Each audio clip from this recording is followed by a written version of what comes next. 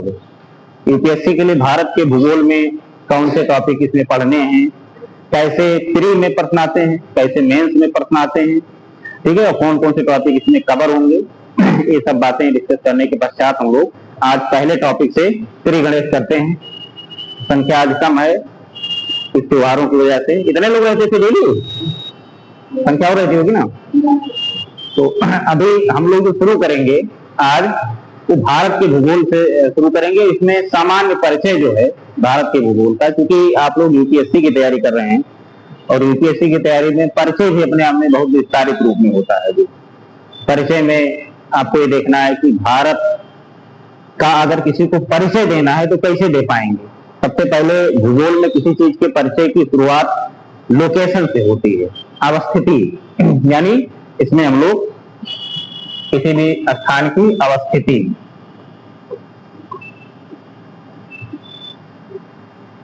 अवस्थिति उसकी क्या है, यानी पूरी दुनिया के अगर ग्लोब में अगर भारत को देखेंगे तो भारत की लोकेशन कहाँ है। कैसे परिचय दे पाएंगे भारत का कि भारत कहाँ है, भारत किस क्षेत्र में है। या तो अक्षांश के आधार पे देंगे या देशांतर के आधार पे देंगे। इसी सब के आधारों पे हम ये डिसाइड करेंगे कि भारत की लोकेशन ये है। देशांतरीय और अक्षांशीय दृष्टि से भारत यहाँ पे अवस्थित है और लोकेशन के हिसाब से यहाँ पे अवस्थित है, दोनों बातें शामिल होंगी। तो अक्षांश भारत का क्या आपको पता है? एनसीईआरटी किताब पढ़े हैं कभी? नहीं, हम बता जाए आप लोग समझ ना पाए। तुम तो पढ़ चुकी होगी पिछले साल हमसे ना। तो रिवीजन करो, बिना रिवीजन के तो बेकार हो जाएगा। भूगोल है, ठीक है। अगर रिवीजन नहीं करोगे तो आज की क्लास कल नहीं पता चलेगी क्या पढ़ाया गया, ठीक है। तो आप लोग अगर मेहनत करेंगे, ठीक है, थोड़ा सा भी मेहनत करेंगे, ठीक है, तो परिणाम बहुत अच्छा होगा, बहुत अच्छा समझ में भी आएगा भूगोल। अगर मेहनत नहीं करेंगे तो भूगोल टर्म का विषय है, बहुत सारी ऐसी टर्म आएंगे कि आप समझ नहीं पाएंगे कि इसका मतलब क्या है। हालांकि हम बताने का प्रयास करेंगे कि जितने भी हैं कोई छूटने ना पाए, लेकिन जब आप भी मेहनत करेंगे तो थोड़ा और अच्छे से समझ में आएगा। अवस्थिति का सीधा सा मतलब है कि इसमें दो बातें शामिल होती कि भारत की अवस्थिति कहाँ है। पहली चीज है अक्षांश और देशांतर के दृष्टिकोण से। तो अक्षांश और देशांतर के दृष्टिकोण से भारत कहाँ है? भारत की जो अक्षांशीय स्थिति है वो क्या है? भारत 8 डिग्री 4 जो मुख्य भूमि है, डिग्री 4 मिनट अक्षांश से कितना है? 37 डिग्री कितना? हाँ, 6 मिनट, ठीक है। इस अक्षांश के मध्य, यानी अक्षांश के दृष्टिकोण से देखेंगे तो भारत 8 डिग्री जो इसकी मुख्य भूमि है, ठीक है। अगर अंडमान निकोबार वाला ले लेंगे तो 6 डिग्री के आसपास है जी। देखिए, तो मुख्य भूमि यानी तमिलनाडु से ऊपर अगर आप देखेंगे तो लद्दाख तक जो केंद्र शासित प्रदेश है, उसके बीच में जो अक्षांश है वो कहां से शुरू होता है? 8 डिग्री 4 अक्षांश लेकर 37 डिग्री 6 से। और ये क्या है? ये अक्षांश है। और देशांतरीय क्या है स्थिति भारत की? देशांतरीय दृष्टिकोण से अगर भारत को देखेंगे,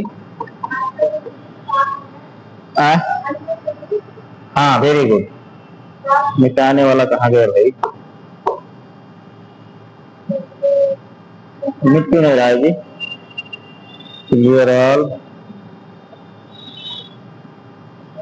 चलो इसे लिख देते हैं, क्या करना।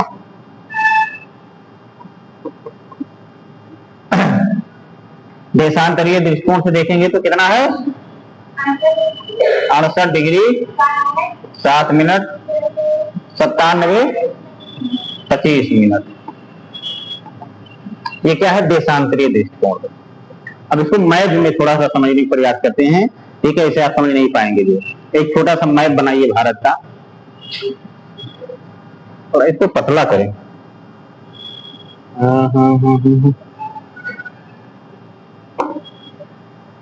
सही, कलर ले लें, येलो नहीं, हम ले लेते हैं ये कलर ले लेते हैं। एक भारत का मैप बना के इसको आप उसमें डालने का प्रयास कीजिए।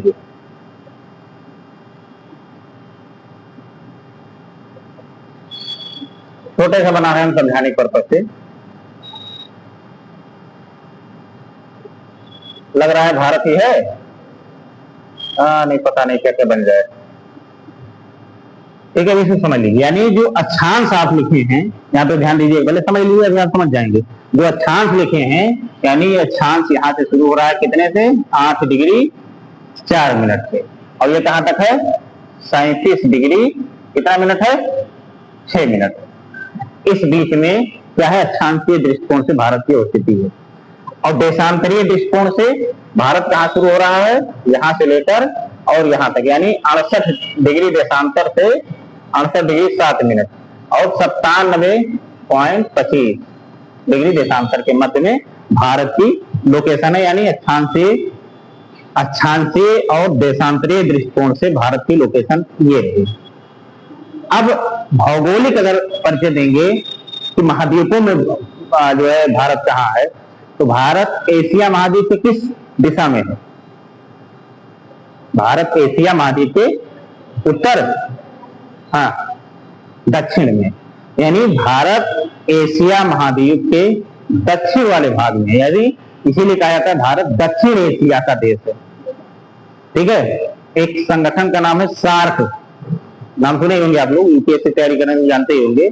सार्क में क्या है, सार्क में दक्षिण एशिया वाले देश ही हैं, भारत, पाकिस्तान, अफगानिस्तान, बांग्लादेश, नेपाल, म्यांमार, बांग्लादेश, मालदीव, श्रीलंका, ये सारे देश हैं किसमें, सार्क में। तो ये सार्क दक्षिण एशिया वाले देश है। तो भारत एशिया महाद्वीप के दक्षिण एशिया भाग में स्थित है। इसकी अक्षांशीय स्थिति क्या है, 8 डिग्री 4 अंश से 37 डिग्री 6 अंश तक, और देशांतरीय स्थिति क्या है, 68 डिग्री 7 मिनट से 97.25 मिनट। यानी अक्षांश और देशांतर के दृष्टिकोण से ये। अब एक और परिचय हो जाएगा कि भारत किस गोलार्ध में, ये अक्षांश जो हम लोग देखे हैं, ये नॉर्थ का है कि साउथ का है? तो उत्तरी गोलार्ध। तो यहाँ पे ये हमको बताना बहुत जरूरी है कि 8 डिग्री 4, ये एन लिखते हैं, एन का मतलब नॉर्थ, यानी यहाँ भी एन लिख दीजिए। और ये क्या है, ये पूर्वी है, यानी जो देशांतरीय स्थित है वो पूर्वी देशांतर है। यानी 68 डिग्री और 97 के जो बीच का क्षेत्र है, ये पूर्वी देशांतर की बात कह रहा है। और अक्षांशीय दृष्टिकोण से भारत कहाँ है, अक्षांशीय दृष्टिकोण से भारत उत्तरी गोलार्ध में। कहाँ है, उत्तरी गोलार्ध में। भी एक और बना के समझाते हैं आपको। ये आपका हो गया 0 डिग्री अक्षांश। अब भारत की जो लोकेशन होगी यही तो आसपास होगी, यही तो होगी। ठीक है, अब ये आपका मान लीजिए 0 डिग्री देशांतर है। अब ऐसे ऐसे आप देशांतर को देखेंगे, ऐसे ऐसे ऐसे ऐसे तो रहता है। तो भारत यानी 68 डिग्री से शुरू हो रहा है, यहां तक आ रहा है, और देशांतर भी आपका इसी प्रकार का है। जो अक्षांश और देशांतर जान रहे हैं ना। अब भारत की लोकेशन पूरी दुनिया में अगर आपको बताना है तो 0 डिग्री देशांतर ये है आपका, ये 0 डिग्री देशांतर है। इसके ऊपर आपका उत्तरी गोलार्ध है, उत्तरी गोलार्ध यहां से, और यहां से नीचे क्या है, दक्षिणी गोलार्ध।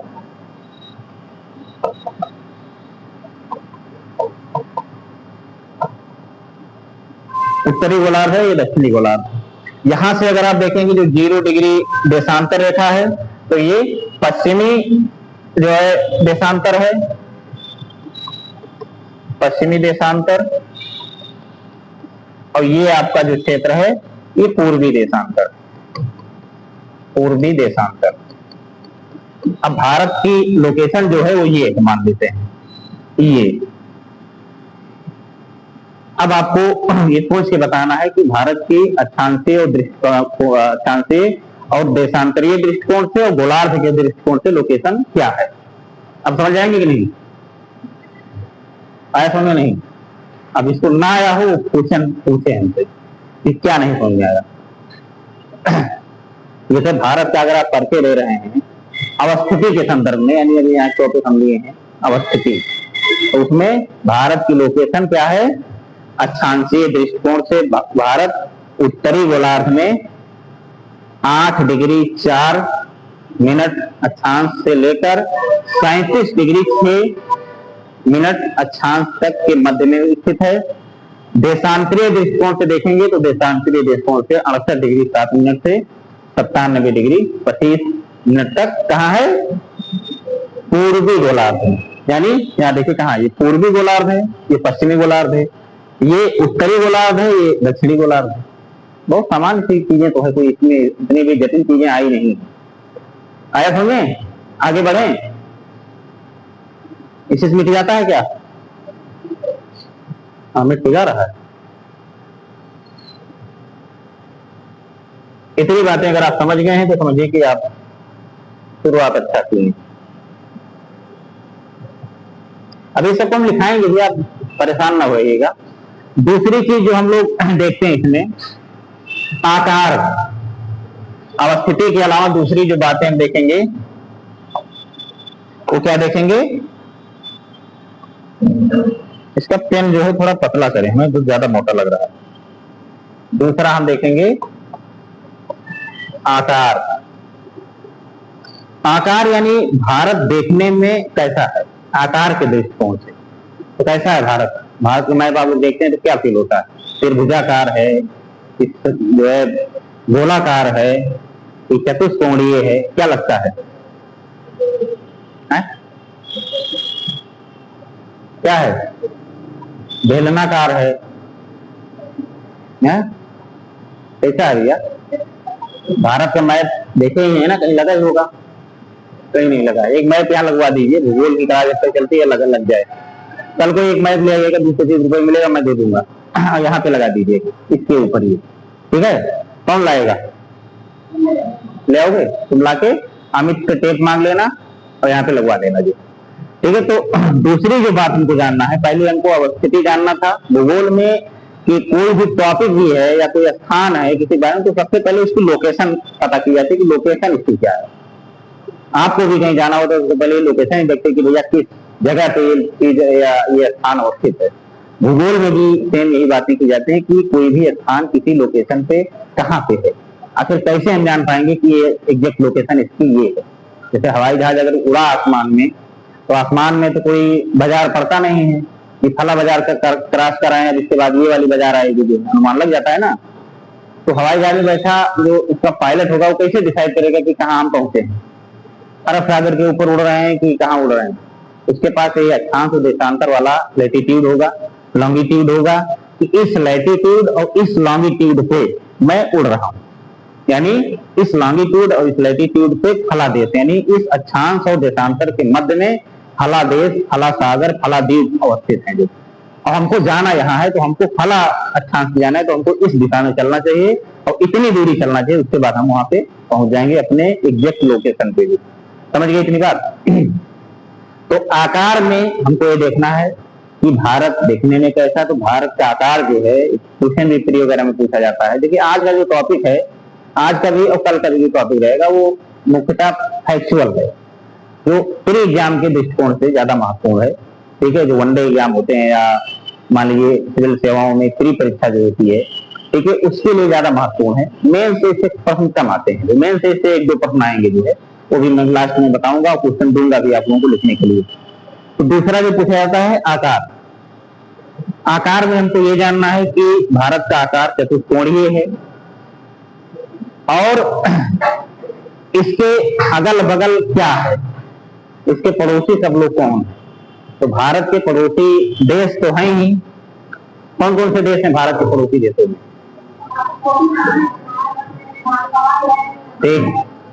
ठीक, नेपाल है, और क्या है पड़ोसी देशों के अलावा? और क्या है भारत के पड़ोसी में?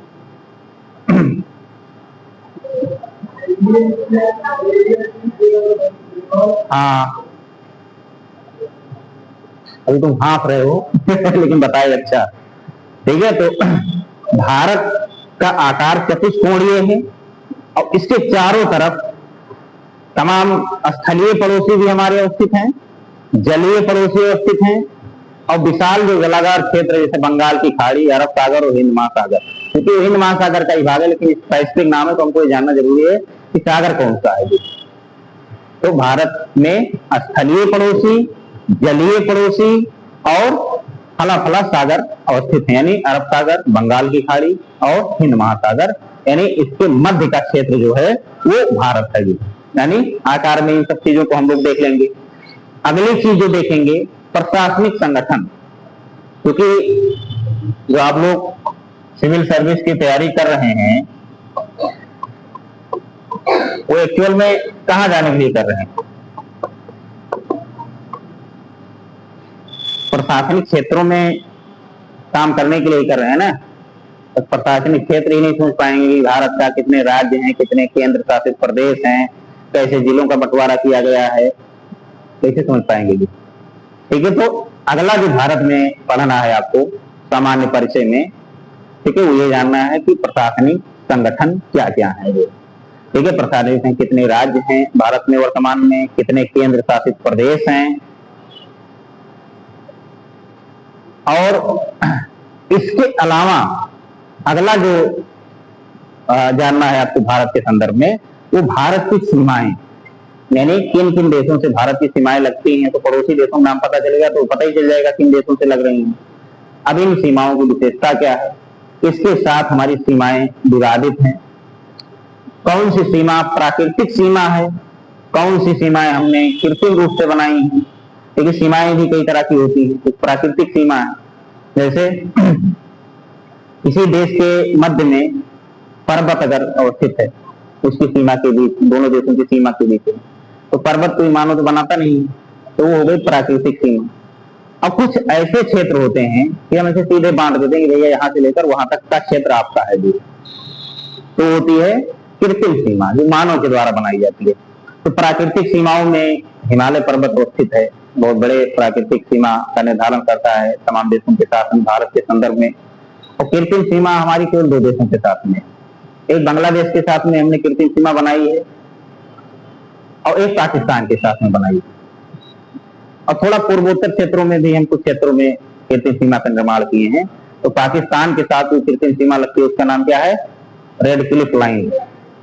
रेड क्लिफ लाइन इसलिए क्योंकि इसी नाम के व्यक्ति ने इसका नामांकन वगैरह किया था, डिसाइड किया था कहां से कहां तक का क्षेत्र जो है भारत का होगा, कहां से कहां तक का क्षेत्र जो है पाकिस्तान के द्वारा लिया जाएगा जो, तो इसलिए उन्हीं के नाम से कर दिया गया। मैकमोहन रेखा, मैकमोहन नामक व्यक्ति ने कुछ किया होगा तो उनके आधार से कर दिया गया जो है। बांग्लादेश और भारत की सीमाएं विखंडित हैं, कई राज्यों से घिरी हुई हैं, तो उसमें केवल एक नाम नहीं, इसमें बहुत सारे छोटे छोटे नाम है। जैसे 3 बीघा कॉरिडोर त्रिपुरा और बांग्लादेश की सीमा के बीच में है, बाकी खुली सीमा है बहुत लंबी जो है, अब तो बाड़ वगैरह लगाई जा रही है, फेंसिंग लगाई जा रही है। तो अब इन सीमाओं से जब आप परिचित होंगे तब अगला चरण आपका क्या होगा कि इन सीमाओं की चुनौतियां क्या। जैसे सिविल सेवाओं में प्रश्न पूछा जाता है कि भारत की भौगोलिक अवस्थिति भारत के लिए किस प्रकार की सुरक्षा चुनौतियां उत्पन्न करती है। भारत की भौगोलिक अवस्थिति भारत के लिए किस प्रकार की सुरक्षा चुनौतियां उत्पन्न करती है, ये प्रश्न आपको बनेगा जो ये मेंस में। लेकिन जब आप ये नहीं जान पाएंगे भारत की सीमा कहाँ कहाँ है, तो चुनौती तो बाद का प्रश्न है ये। तो पहले हमको ये जानना है कि सीमा हमारी किन किन देशों के साथ, अभी ये सब लिखवाएंगे हम जो है, अभी समझा रहे हैं केवल, हम लोग परेशान न होइए। ठीक है, तो सीमा किसके साथ में है और चुनौतियां बाद का विषय। अगला कुछ अन्य क्षेत्र भी हैं भारत में जिसको जानना आपको जरूरी है, उससे प्रश्न आपके प्री में भी आते हैं, मेंस में भी आते हैं, वो सीमाओं से संबंधित ही हैं, लेकिन उसको अलग से मैं, जैसे नए राज्यों का गठन भारत में विगत 7-8 सालों में जितने भी नए राज्य बने हैं या केंद्र शासित प्रदेश बने हैं उनके बारे में आपको जानना बहुत जरूरी है, प्री के दृष्टिकोण से भी और मेंस के दृष्टिकोण से, दोनों के लिए महत्वपूर्ण है भी। जैसे जम्मू कश्मीर का पुनर्गठन 2019 में किया गया, ठीक है, तो इसको केंद्र शासित प्रदेशों में बांट दिया गया, लद्दाख और जम्मू कश्मीर। अब इससे बहुत सारे प्रश्न बनते हैं जो है कि कब बांटा गया, ठीक है, किसकी राजधानी क्या है, कौन बड़ा है, क्षेत्रफल किसका कितना है, किसकी कौन सी राजधानी बनाई गई, ये तो अपना एक अलग विषय, छोटे छोटे प्रश्न तो बनेंगे ही बनेंगे। तेलंगाना का गठन किया गया 2014 में, ठीक है, किससे काट के किया गया? आंध्र प्रदेश से काट के किया गया। अब इसमें प्री में बहुत सारे प्रश्न बनते हैं कि कब किया गया गठन, इसकी सीमाएं किन किन राज्यों से लगती हैं, राजधानियां कौन सी हैं? राजधानी क्या है तेलंगाना की? हैदराबाद इसकी है, तेलंगाना की। और जो आंध्र प्रदेश बचा उसकी राजधानी क्या होगी? अमरावती। तो अभी सब फ्री के प्रश्न है। इसकी सीमाएं किन किन राज्यों से लगती है, ये सब प्रश्न आपसे पूछे जाएंगे। इसके अलावा केंद्र शासित प्रदेशों में एक दादर एवं नगर हवेली और एक दमन एवं दीव, इसको भी 2020 में एक में मिला दिया गया। ठीक है, तो अब भारत में केंद्र शासित प्रदेशों की संख्या इस समय कितनी है? 8। और राज्यों की संख्या कितनी है? 28। ठीक है, तो ये सब प्रश्न आपके बनेंगे। इसके अलावा अगर आप इसमें देखेंगे अन्य में, तो पीओके आपको गठन के अलावा इन राज्यों के गठन के जो जितने राज्यों का हमने नाम लिया इनका गठन बताएंगे। इसके अलावा इसमें पीओके बताया जाएगा क्या है। एलओसी और एलएसी क्या है, ऐसा विशेष चीजें हैं जो आपको जानना जरूरी है। एलओसी, एलएसी और कुछ चैनल हैं जो प्राकृतिक चैनल हैं। ठीक है, 2 द्वीपों के मध्य स्थित हैं। ठीक है, तो उनको भी प्री वगैरह में पूछा जाता है कि 8 डिग्री चैनल, और 8 डिग्री चैनल यानी 8 डिग्री अक्षांश की बात है, किन 2 द्वीपों को अलग करता है? 8 डिग्री चैनल। 7 डिग्री चैनल किसको अलग करता है? बहुत सारे इस प्रकार के जो प्रश्न छोटे छोटे पूछे जाते हैं उसको भी इसी बता देंगे। चैनल तमाम इतनी बातें आपको भारत एक परिचय, भारत के भूगोल में भारत एक परिचय जो है उसमें इतनी सारी बातें आपको जानना है कि भारत का नाम लेने के बाद में आपके दिमाग में आ जाए कि भारत कहाँ है। जब आपके दिमाग में किसी चीज की लोकेशन समझ में आ जाती है कि लोकेशन ये है भारत की भैया पूरे दुनिया के संदर्भ में, तब वहां की बातें आपको आसानी से समझ में आ जाती हैं। और जब वहां की लोकेशन ही नहीं पता है कि कहाँ अवस्थित है, कौन पड़ोसी देश है, तो आप ना तो चुनौतियां समझ पाएंगे और ना वहां की जो गुण है या विशेषता है उसको आप समझ पाएंगे। दोनों चीजें आपको समझ में नहीं आएंगी। तो भारत के बारे में जब इतना आप जान जाएंगे उसके बाद तब अगला टॉपिक आपका होगा भारत का प्राकृतिक विभाजन। इसमें पर्वतीय भाग कहाँ है, मैदानी भाग कहाँ है, तटीय भाग कहाँ है, द्वीप समूह कहाँ है, इनके निर्माण का कारण क्या है, इनके विशेषताएं क्या हैं, ये सारी बातें आप अगले चैप्टर में जानेंगे। लेकिन जो पहला चैप्टर इसका है भारत एक परिचय, भारत एक परिचय में इतनी बातें आपको जानना है। जो अवस्थिति, आकार, प्रशासनिक संगठन, अन्य मैंने अपने तरफ से डाल दिया है अन्य में, कि अन्य में बहुत सारी बातें जो अलग से हम जोड़ के बता देंगे। जो करंट अफेयर्स है, क्योंकि सिविल सर्विस का एग्जाम ये समझिए कि अगर करंट अफेयर्स आपका कमजोर है तो आप फ्री भी नहीं निकाल पाएंगे। ये बिल्कुल मैं डंके चोट पे आपको बताए दे रहा हूँ। इसीलिए मेरा सुझाव है, हर बार देता हूँ, इस बार भी दे रहा हूँ, कि अगर आप लोग गंभीरता से लगे हैं सिविल सेवाओं की तैयारी के लिए तो सबसे पहला काम ये करिए कि करंट अफेयर्स से पकड़ बनानी अच्छे शुरू कर दीजिए। करंट अफेयर्स का सीधा सा मतलब है कि जो आप जीएस में पढ़ते हैं, जैसे मैंने भारत एक परिचय में आपको चीजें बता दी कि भैया अवस्थिति ये है, आकार ये है, ये तो बदलेगा नहीं। प्रशासनिक संगठन में बदलाव हो सकता है, किसी नए राज्य का गठन किया जा सकता है, किसी नए राज्य का नाम बदला जा सकता है। तो प्रशासनिक संगठन में जो चीजें नई हैं उसको आप यहाँ पे जोड़ दीजिए कि हाँ भैया ये करंट अफेयर्स हो गया।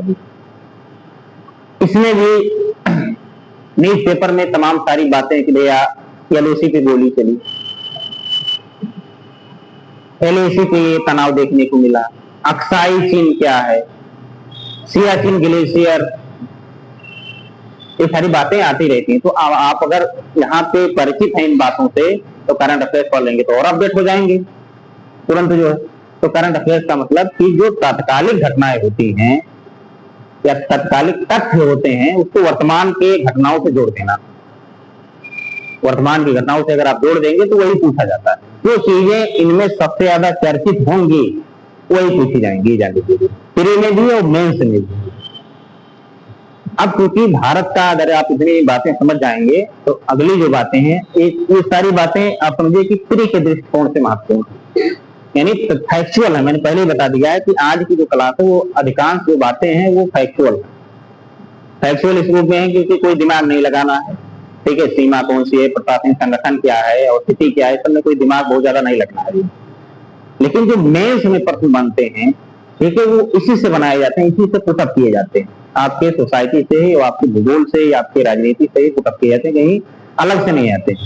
जैसे मैंने एक प्रश्न का डिस्कशन अभी कर दिया कि भारत की भौगोलिक अवस्थिति भारत के लिए किस प्रकार की सुरक्षा चुनौतियां उत्पन्न करती है। और क्योंकि भारत एक विशाल क्षेत्र है, लगभग 32 लाख वर्ग किलोमीटर का एक भौगोलिक क्षेत्र है, और भौगोलिक क्षेत्र जब बड़ा होता है तो जलवायु भी वहां अलग अलग होती है। जलवायु भारत में अलग नहीं, कहीं वर्षा हो रही है, आज के समय यहाँ वर्षा हो रही हो सकता है किसी जगह बढ़िया धूप हो, कहीं पे मरुस्थल का निर्माण हुआ है, कहीं मैदान है, कहीं तटीय क्षेत्र है, कहीं पहाड़ियां हैं, पूरा भौगोलिक क्षेत्र है भारत का इतना विशाल जो है, इसमें तमाम भौगोलिक क्षेत्र जलवायु वाले पाए जाते हैं। अब आप ये बिल्कुल जान लीजिए कि भूगोल आपके संस्कृति का आधार होता है। भूगोल आपके संस्कृति का आधार होता है। कैसे? भूगोल ही तय करेगा कि आप क्या खाएंगे। संस्कृति मतलब समझ रहे हैं?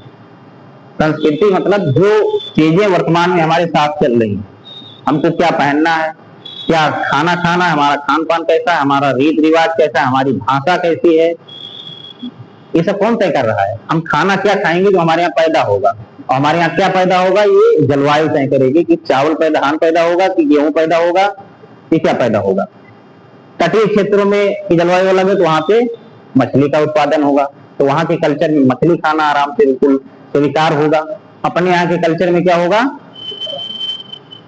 मछली खा ली 3 दिन घर में घुस पाओगे, प्लेट में खाना पाओगे, ठीक है, क्योंकि हमारे यहाँ मछली उत्पादन उतना ज्यादा नहीं होता। हमारे यहाँ क्या बढ़िया बढ़िया जलोढ़ मृदा है, नदी के कछाड़ में सब्जियां उगा देते हैं, बढ़िया नेनुआ, तरोई, लौकी, कद्दू, सब सारी हरी सब्जियां देखो बाजार पटे पड़े हैं। तो हम क्या खाएंगे? हम दाल खाएंगे, चावल खाएंगे, क्योंकि हमारा भी चावल यहाँ हो जाता है क्योंकि जलोढ़ मृदा का क्षेत्र है। तो हमारे कल्चर में यानी खान पान में ये सारी चीजें अपने आप डिसाइड हो जाएंगी। हमारे यहाँ जलवायु जैसी है, उस जलवायु के अकॉर्डिंग हम कपड़ा पहनेंगे, क्योंकि अब इस समय गर्मी है की जलवायु है, यानी टेम्परेचर जो हमारे इन्वायरमेंट का है, वायुमंडल का है, वो थोड़ा सा गर्म है, 30-35 डिग्री है, ह्यूमिडिटी ज्यादा है, तो हम हल्के कपड़े पहन रहे हैं। अभी 2-3 महीना और रुकिए, दिसंबर तक जलवायु बदल जाएगी, हम आप मोटी मोटी जैकेट पहन के घूमेंगे। यानी हमारे पहनावा को कौन डिसाइड कर रहा है? कल्चर मतलब ये सब, खान पान, पहनावा, रहन सहन, रीत रिवाज, भाषा, ये सब क्या है? कल्चर के अंग। तो पूरे भारत में आप देखेंगे कि अलग अलग तरह की जलवायु है, अलग अलग तरह की चट्टानें हैं, अलग अलग तरह की मृदा है, अलग तरह का धरातल है। तो सब विविधता जो है भारत में बहुत अत्यधिक स्तर पे। तो कई बार ये माना जाता है कि विविधता नुकसानदायक भी होती है। भाई, दो भाषा अलग अलग बोलने वाले लोगों में देखिए अपने यहाँ झगड़ा होता ही है। हिंदी भाषी क्षेत्रों में साउथ के तमाम भाषाओं का विरोध हो सकता है, और साउथ में आप चले जाएंगे तो हिंदी का विरोध खास करके तमिलनाडु में होता है। ये सब प्रशासनिक जब आप अधिकारी बनेंगे, यही सब चुनौतियां तो आपके सामने कि कैसे लोगों को समझाएं कि भैया भाषा का विरोध न करिए, ये हमारी मजबूती है। खान पान का विरोध, बताओ फलाने मांस खा रहे थे केरल वाले, जब वहां मांसय है, मछली मार रहे हैं, उस तरीके की जलवायु के तमाम जीव जंतु पल जाते हैं उसमें, तो मांस नहीं खाएंगे। उत्तर भारत वाले दाल चावल, सब्जी रोटी, दही, नींबू, बढ़िया बिल्कुल शाकाहारी भोजन खा रहे हैं, तो वो हमारा मौज ले रहे हैं, हम उनका मौज ले रहे हैं। भाषा तो भारत की विविधता का एक ऐसा कारक है, इसने राज्यों का बंटवारा तक करवा दिया देश में। आजादी के बाद में भारत में जिस पहले राज्य का गठन किया गया उसका नाम क्या है? आंध्र प्रदेश। और वो किसके आधार पर किया गया? भाषा के आधार पर। भाषा के आधार पे पंजाब का पुनर्गठन किया गया, हरियाणा बनाया गया, हिंदी भाषी वालों के लिए, पंजाबी वालों के लिए पंजाब बनाया गया। भाषा के स्तर पे देखिए, उत्तर भारतीयों को महाराष्ट्र में विरोध होता है। अभी महाराष्ट्र सरकार ने एक जो नियम लगाया कि महाराष्ट्र में अगर आपको ऑटो भी चलाना है तो आपको मराठी आनी चाहिए। अरे क्या है, ये भाषा के आधार पे ही तो तमाम तनाव है। अगर आप पूर्वोत्तर भारत में चले जाएंगे तो पूर्वोत्तर भारत का जो कल्चर है,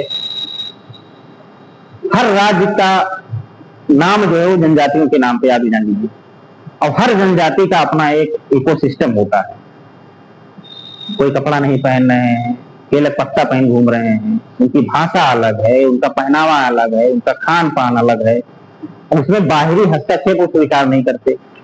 और जिस दिन बाहरी हस्तक्षेप होता है उस दिन संघर्ष होता है। पूर्वोत्तर भारत में आप देखिए तमाम सारे नए राज्यों का मांग होता है, निर्जातीय संघर्ष तमाम होते रहते हैं, नए राज्यों के निर्माण की मांग होती है, कहीं गोरखालैंड की मांग होती है, कहीं कुछ की मांग होती है। अब देखिए पंजाब में कितना बड़ा आंदोलन चल रहा था खालिस्तान की मांग के लिए। ठीक है, पूरे देश में अगर आप देखेंगे तो जो विविधता है भारत की, चाहे वो भाषाई हो, चाहे वो सांस्कृतिक हो, खान पान को लेके हो, रीति रिवाज को लेके हो, हर स्तर पे विभाजन आपको एक सुर में देखने को मिलेगा। लेकिन कई बार प्रश्न आपसे पूछा जाता है कि भारत की विविधता ही भारत की एकता का आधार है। ये लिख दिया जाएगा इसे, भारत की विविधता ही भारत की एकता का आधार है, सिद्ध कीजिए। अब आप ये बताइए कि भारत में इतनी विविधता होने के बावजूद भी भारत में एकता है, कैसे? ये बात आपको बताना पड़ेगा।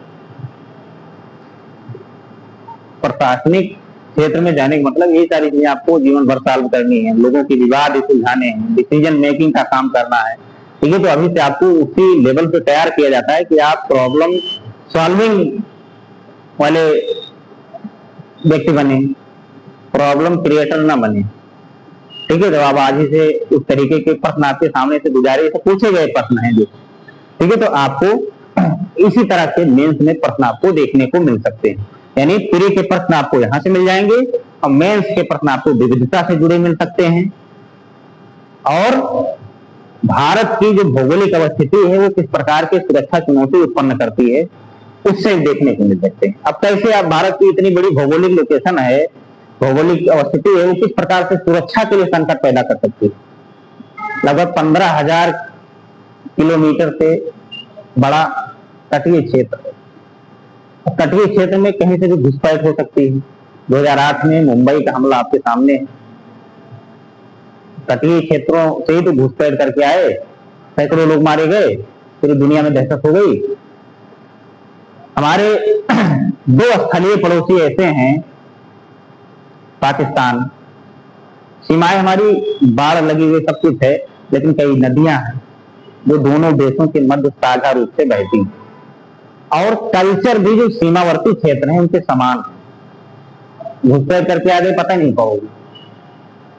इसे अभी इसमें एक आदमी सफेद सफेद आके बैठ जाए, बिल्कुल यूरोपियन टाइप का, तो अलग दिखेगा ना, हम तुरंत आइडेंटिफाई कर लेंगे कि भैया ये अपने यहाँ नहीं है, बस्ते तो पक्का नहीं है नहीं। एक आदमी बिल्कुल काला काला बैठ जाए तब भी आइडेंटिफाई कर लेंगे कि यहाँ का नहीं है। और जब हमारे तरह का ही आदमी आके हमारे बीच में बैठ जाएगा तो हम उसमें आइडेंटिफाई नहीं कर पाएंगे। नदियों में कौन से आप बाढ़ लगा देंगे? नदियों से चुपके नाव के द्वारा घुसपैठ कर गए। कोई भौगोलिक ही क्षेत्र है ना, भौगोलिक क्षेत्र ही तो हमारी यहाँ सुरक्षा चुनौतियां उत्पन्न कर रही है, चाहे पाकिस्तान के संदर्भ में हो, चाहे चाइना के संदर्भ में हो। अब चाइना ने ब्रह्मपुत्र नदी के कई सारे बड़े बांध बनाए हैं। अब ये भूगोल भी तो है, और वो बांध ऐसे हैं कि अगर उसको छोड़ दे तो पूर्वोत्तर भारत में तबाही मच जाए, बाढ़ आ जाएगी। अब अगर हमारा स्लोप इस तरीके का ना होता तो ये चुनौती हमारे लिए आती ही नहीं भैया। जैसे पाकिस्तान में हमने कह दिया कि सिंधु नदी का पानी अब तो देंगे ही नहीं। जो सिंधु नदी का समझौता था, सिंधु नदी जल समझौता 1960 में भारत ने किया था, तो उसमें कहा गया था कि सिंधु की 3 नदियों का जल पाकिस्तान प्रयोग करेगा और 3 का भारत प्रयोग करेगा, लेकिन जो पाकिस्तान प्रयोग करेगा उसमें 20% जो स्थानीय जरूरत है उसके हिसाब से स्थानीय लोग प्रयोग कर सकते हैं। जो इतना भारत को उसमें वो दिया गया। अब क्योंकि भारत से ही होकर वो नदियां बह रही हैं, अब आप आतंकवाद भेज रहे हैं भारत में, तो हम क्या किए, हमने कहा कि सिंधु नदी का पानी आपको नहीं मिलेगा, हमने बांध बना दिया तमाम जो। और बांध बना के नहरों के माध्यम से अपने इधर पानी ले आएंगे जो धीरे धीरे। हालांकि बड़ा प्रोजेक्ट है, किसी प्राकृतिक प्रवाह को रोकना इतना सरल काम नहीं होता है, लेकिन अब ये भौगोलिक ही तो हमारी बढ़त है। उसी प्रकार चीन ने क्या किया, चीन ने ब्रह्मपुत्र नदी पे चुपके चुपके अपना खूब बांध बना डाला। अब ये हमको उस दिन समझ में आएगा जिस दिन हमारा और चीन का युद्ध होगा। उस दिन वो बढ़त बना लेगा कि नहीं, बढ़त सामरिक बढ़त इसे बोलते हैं, वो सामरिक बढ़त बना लेगा।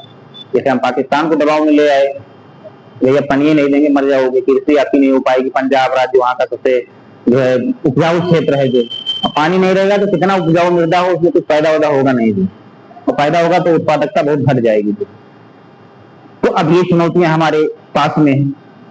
एक लंबी तटरेखा, स्थलीय पड़ोसियों के साथ में खुली सीमा, अब हिमालय जैसी पर्वत श्रृंखला है, इतनी बड़ी बड़ी इसमें घाटियां हैं, उसमें भौगोलिक चुनौती तो आपके सामने है ही है, जलवायु की भी चुनौती है। जैसे सियाचिन ग्लेशियर क्षेत्र है। अब सियाचिन ग्लेशियर क्षेत्र ऐसा है कि वहां माइनस में टेम्परेचर होता है, और वहां पे सेनाओं को रखना बहुत खर्चे का काम है। डेली हेलीकॉप्टर से खाना जा रहा है 50 लोगों के लिए, और वहां रह रहे हैं तो इस चुनौतीपूर्ण माहौल में रह रहे हैं। और वो भी होता है कि शीत ऋतु में जब बहुत माइनस टेम्परेचर होता है तो वहां दोनों देश सेनाएं हटा लेते हैं, समझौते के तहत है। अब पता लगा सेना हटा लिए और उधर से आक्रमण कर दिए, कब्जा कर लिए हमारे चौकियों से। तो ये भी भौगोलिक क्षेत्र की चुनौतियां हैं। जलीय क्षेत्रों में जो हमारे जलीय पड़ोसी हैं, खास करके श्रीलंका और मालदीव, उसमें मछुआरों को लेकर विवाद चलता रहता है। ये भी हमारी सुरक्षा चुनौतियां हैं। और हमने इतिहास में अगर देखेंगे तो हमने इसको चुकाया भी, इसकी कीमत भी चुकाई है। 1947 में एक युद्ध लड़ा, 1962 में एक युद्ध हमने लड़ा, 1965 में लड़ा एक युद्ध, 1971 में हमने लड़ा पड़ोसी देशों की खातिर बांग्लादेश के उदय के लिए। श्रीलंका में हमने सेना भेज के अपने प्रधानमंत्री की हत्या करवा ली। इस पर विदित है राजीव गांधी की हत्या क्यों हुई थी, इसीलिए तो हुई कि उन्होंने पीस कीपिंग फोर्स श्रीलंका में भेज दी। वहां के स्थानीय लोगों ने विरोध कर दिया, बाद में बहुत सारी घटनाएं, कुछ लोगों ने उसको दिल पे ले लिया और धीरे धीरे षड्यंत्र के तहत उनकी हत्या करवा दी तमिलनाडु में। 1999 में हमने कारगिल युद्ध झेला, और साल 2 साल में हम कोई 1-2 बड़े आतंकवादी हमला झेलते हैं। अभी पहलगाम हमला हुआ आपका पिछले साल ही हुआ है ना। तो क्या है, ये सुरक्षा चुनौतियां हमारी किस प्रकार की, ये भौगोलिक अवस्थिति से उत्पन्न सुरक्षा चुनौती। अब अमेरिका की भौगोलिक अवस्थिति ऐसी है कि दाहिने बाएं कोई देश नहीं, खाली समुद्री सीमा है, और अगल बगल कनाडा है, ऊपर कनाडा है, नीचे मैक्सिको की सीमा है। तो थोड़ा बहुत घुसपैठ वगैरह होती अब होने लगी, उसके पास कोई चुनौती है ही नहीं इस तरीके की जो भौगोलिक अवस्थिति वाली। अगर कोई यूरोपीय देश है उससे आप कोई व्यक्तिगत संबंध उसका होगा ही नहीं खराब। जैसे भारत पाकिस्तान का है, तो भारत पाकिस्तान स्थलीय देश है बिल्कुल, वो हमारे ऊपर गोला फेंकते हैं, उनके ऊपर गोला फेंकते हैं। तो अब ये निकटतम पड़ोसी का झगड़ा है ना। देखो बंद कर लो विंडो अगर पानी आ रहा हो, तो निकटतम पड़ोसी का झगड़ा है, तो उसमें कोई भी दिक्कत होगी, अगर हम बम फोड़ेंगे तो उनको भी नुकसान होगा, हमको भी होगा, और उनके यहाँ कुछ जाता ही नहीं, कुछ समझते ही नहीं। खाड़ी के देश हैं, कुछ ना कुछ चलते रहता है। कभी इजराइल जो है फिलिस्तीन से लड़ जाता है, यूक्रेन रसिया का झगड़ा चल रहा है, ईरान और उसके पड़ोसियों के साथ में हमेशा कोई ना कुछ तनाव लगा रहता है। ये सब क्यों है? क्योंकि भौगोलिक रूप से एक जगह पे अवस्थित है। अगर भौगोलिक रूप से दूर दूर होते तो इतना झगड़ा नहीं होता, क्योंकि भौगोलिक रूप से ऑस्ट्रेलिया महाद्वीप दूर है। आप देखेंगे सबसे शांत क्षेत्र वो ऑस्ट्रेलिया का, कौन है पड़ोसी को है ही नहीं, पड़ोसी न्यूजीलैंड वगैरह है छोटे छोटे, बाकी द्वितीय देश है, किसी सीमावर्ती झगड़े नहीं है। अपने जीडीपी का 10% से ज्यादा किस पे खर्च कर रहे हैं? डिफेंस पे। हमारे रक्षा बजट का आकार आप देखेंगे, तैयारी करें तो आप देखिए कितना बड़ा रक्षा बजट है। भारत का भी है, पाकिस्तान का भी है, उसकी इकोनॉमी की हैसियत के अकॉर्डिंग उसका भी बहुत बड़ा बजट है, चीन का भी बहुत बड़ा बजट है। तो क्यों खर्चा कर? हमारी भौगोलिक अवस्थिति ऐसी है कि हमको खर्चा करना पड़ेगा। पहले तटीय क्षेत्रों को लेके हम बिल्कुल वो थे कि यहाँ पे कोई दिक्कत नहीं होगी। लेकिन हमारी धारणा तब बदल गई जब 2008 में हमला हो गया। तो अब हमें तटीय क्षेत्रों की सुरक्षा पे भी खर्चा करना पड़ेगा, स्थलीय क्षेत्रों की सुरक्षा पे खर्चा करना पड़ेगा, और इसके अलावा जिनकी खुली सीमा हमारी कृत्रिम है उसकी सुरक्षा के लिए भी हमको पैसा पर्याप्त मात्रा में खर्चा करना पड़ता है। और दूसरी चीज, ये दो आधार हो गए।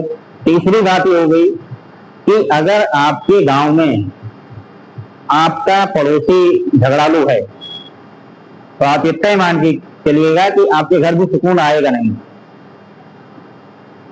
कुछ नहीं आएगी तो आवाजें आएगी, ईंटा ढेला चलेगा तो कुछ ईंटे ढेला आपके आंगन वांगन में गिर जाएगा, कहीं गलत इधर उधर बैठे होंगे, सर ओर पे लग जाएगा, शांति नहीं आएगी आपके यहाँ। जी बांग्लादेश का भी वही हाल है।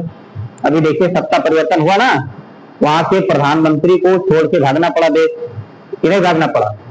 नेपाल में क्या है, नेपाल में भी प्रधानमंत्री उनसे किसी तरह जान बचा पाए हैं, जेएनजी आंदोलन हुआ। अफगानिस्तान में अभी 4-5 साल पहले क्या हुआ, तालिबान ने कब्जा कर लिया, प्रधानमंत्री हेलीकॉप्टर पर भाग के जान बचाए। जो पाकिस्तान की तो बातें नहीं करनी है, वहां कब सेना सत्ता हासिल कर ले और कब जो क्या हो जाए कुछ ऐसा पता नहीं, कब कहां बम फट जाए, कब कहां स्कूल पे कुछ गिर जाए। यानी हमारे पड़ोसी जो हमारी लोकेशन है भौगोलिक, उसमें हमारी पड़ोसी भी अशांत हैं। अब पड़ोसी अशांत होंगे तो क्या होगा, गरीबी आएगी। अब गरीबी आएगी तो लोग आपराधिक कामों में बिजी होंगे। अगर आपके यहाँ बहुत गरीबी है तो कुछ नहीं करेंगे, मादक पदार्थों की तस्करी करना शुरू कर देंगे, आपराधिक गतिविधियों में लिप्त हो जाएंगे। अब देखिए नेपाल से भारत में कितनी तस्करी होती, कितना घुसपैठ होता है अवैध रूप से, तो खुली सीमा है। बांग्लादेश से इतना ज्यादा घुसपैठ हुआ, इतना ज्यादा घुसपैठ हुआ कि पूरे पूर्वोत्तर में आके लोग बस गए अवैध रूप से। जो प्रवासी आए वहां से अवैध घुसपैठ करके जो लोग आए, उन्होंने हमारी जननीति को बदल दिया, हमारे कल्चर को डिस्टर्ब करना शुरू कर दिया। पूर्वोत्तर में मैंने भी बताया कि हर राज्य का अपना अपना कल्चर, और कल्चर का मतलब कोई बहुत दृढ़ चीज होता है। हर राज्य का अपना कल्चर, हर क्षेत्र का अपना कल्चर। वहां बाहरी आदमी आके रहने लगेंगे तो झगड़ा होना तय है। जो पूरे पूर्वोत्तर में जो अवैध घुसपैठ, मादक पदार्थों की तस्करी, अपराधियों का घुसपैठ, ये सब क्यों हो रहा है? क्योंकि हमारी भौगोलिक अवस्थिति ऐसी है कि जो हमारे पड़ोसी देश हैं वो भी अशांत है। तो भारत की भौगोलिक अवस्थिति भारत के लिए क्या सुरक्षा चुनौतियां उत्पन्न करती है, इन सारी बातों से आप संभवतः समझ गए होंगे कि नहीं समझे? ना समझे तो एक बार अभी इसको बताएंगे भी, लिखवाएंगे, बिल्कुल समझाने के उद्देश्य से कर रहे हैं। तो आपको भारत एक परिचय में यही सारी बातें आपको जानना है। भारत के भूगोल में आपको भारत के ही बारे में सारी बातें पढ़नी है चैप्टर वाइज में। जैसे इसमें परिचय की बात है, तो परिचय की बातों में ये सारी चीजें शामिल होती हैं कि लोकेशन क्या है, प्रशासनिक संगठन क्या है, सीमाएं क्या हैं, चुनौतियां क्या हैं, ये सारी बातें फैक्चुअल रूप से शामिल होती हैं। लेकिन अब आगे पढ़ेंगे तो इनका भौतिक विभाजन होगा। यहाँ पे मिट्टी कौन सी पाई जाती है, यहाँ पे वनस्पति कौन सी पाई जाती है, यहाँ पे पहाड़ियां पर्वत कौन कौन कहाँ अवस्थित हैं, खनिज वाले क्षेत्र कहाँ पे हैं, औद्योगिक क्षेत्र कहाँ हैं, कृषि वाले क्षेत्र कहाँ हैं, और हर क्षेत्र की अपनी अपनी समस्याएं हैं। उन्हीं समस्याओं को आपको पढ़ना है। हरित क्रांति कहाँ की गई, हरित क्रांति से कौन सी चुनौतियां उत्पन्न होकर आई हमारे सामने, भारत की जलवायु कैसी है, कैसे दक्षिण पश्चिम मानसून आता है, और फिर उसकी वापसी होती है। एक तंत्र काम करता है कि एक तरफ मानसूनी हवाएं आती हैं, पहाड़ों से टकरा के वर्षा कराती हैं, फिर एक समय के बाद वो वापस जाती हैं, फिर शीत ऋतु आता है, फिर पश्चिमी विक्षोभ आता है, फिर उसके बाद में टेम्परेचर धीरे धीरे बढ़ने लगता है। इस प्रकार से पूरे देश में अगर आप देखेंगे तो जलवायु का एक समझिए कि एक इकोसिस्टम काम करता है। तो वो कैसे है भारत के भूगोल में, इन्हीं सारी बातों का हमको अध्ययन करना है। जिसमें पहला टॉपिक आपका है, आप हेडिंग डालिए, भारत का भूगोल तो एक विषय है। इसमें टॉपिक का नाम है भारत एक परिचय, हमें लिखने भूल गया। टॉपिक का नाम है भारत एक परिचय। ये पहला टॉपिक है। इस टॉपिक के अंतर्गत इतनी सारी बातें हमको पढ़ना है।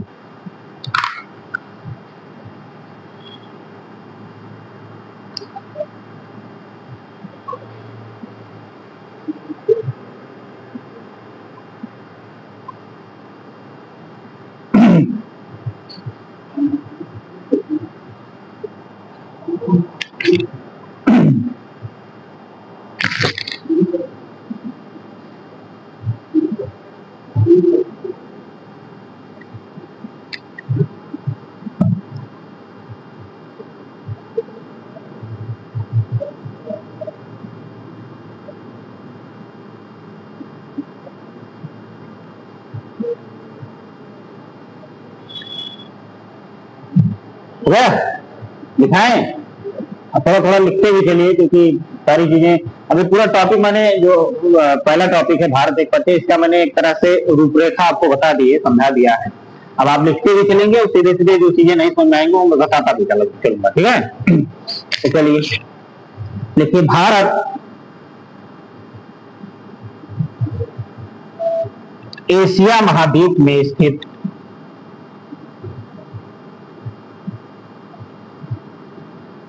एशिया महाद्वीप में स्थित एक दक्षिण एशियाई देश है। एक दक्षिण एशियाई देश है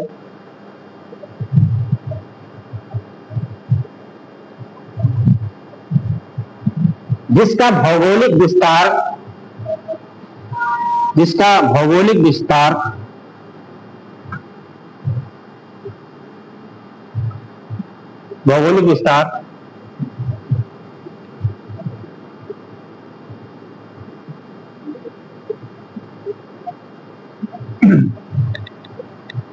जिसका भौगोलिक विस्तार 6 मुख्य बिंदु पर लिखो 8 डिग्री 4 मिनट से, जिसका भौगोलिक विस्तार 8 डिग्री 4 मिनट से 37 डिग्री 6 मिनट उत्तरी अक्षांश, 37 डिग्री 6 मिनट उत्तरी अक्षांश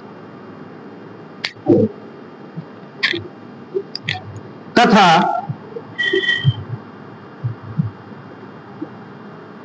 68 डिग्री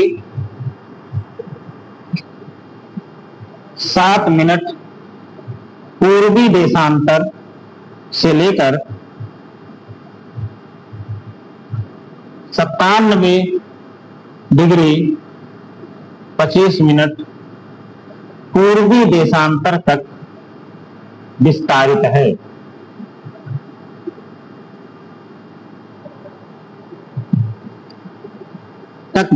है। अर्थात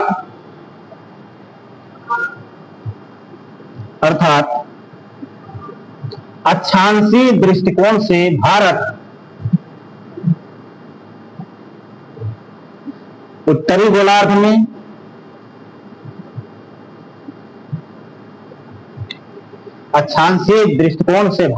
उत्तरी गोलार्ध तथा देशांतरीय दृष्टिकोण से पूर्वी गोलार्ध में अवस्थित है। देशांतरीय दृष्टिकोण से पूर्वी गोलार्ध में अवस्थित है।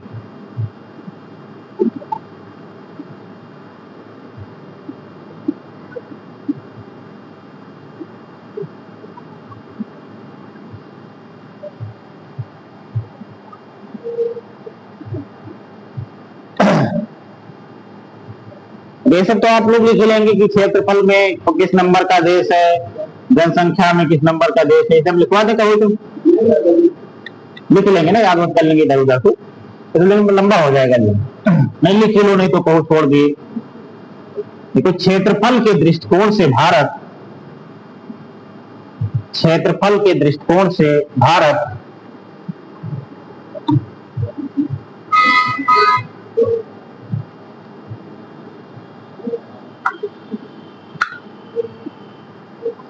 विश्व का 7वां बड़ा देश है।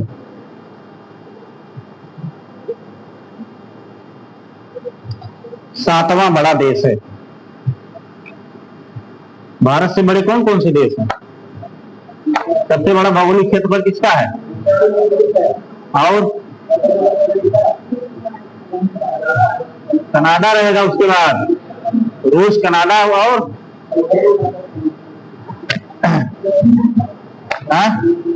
चीन। और सही जा रहे हैं आप लोग, लिख लीजिए। भारत से बड़े 6 देश: रूस, कनाडा, अमेरिका, चीन, ब्राजील और ऑस्ट्रेलिया। ब्राजील और ऑस्ट्रेलिया है।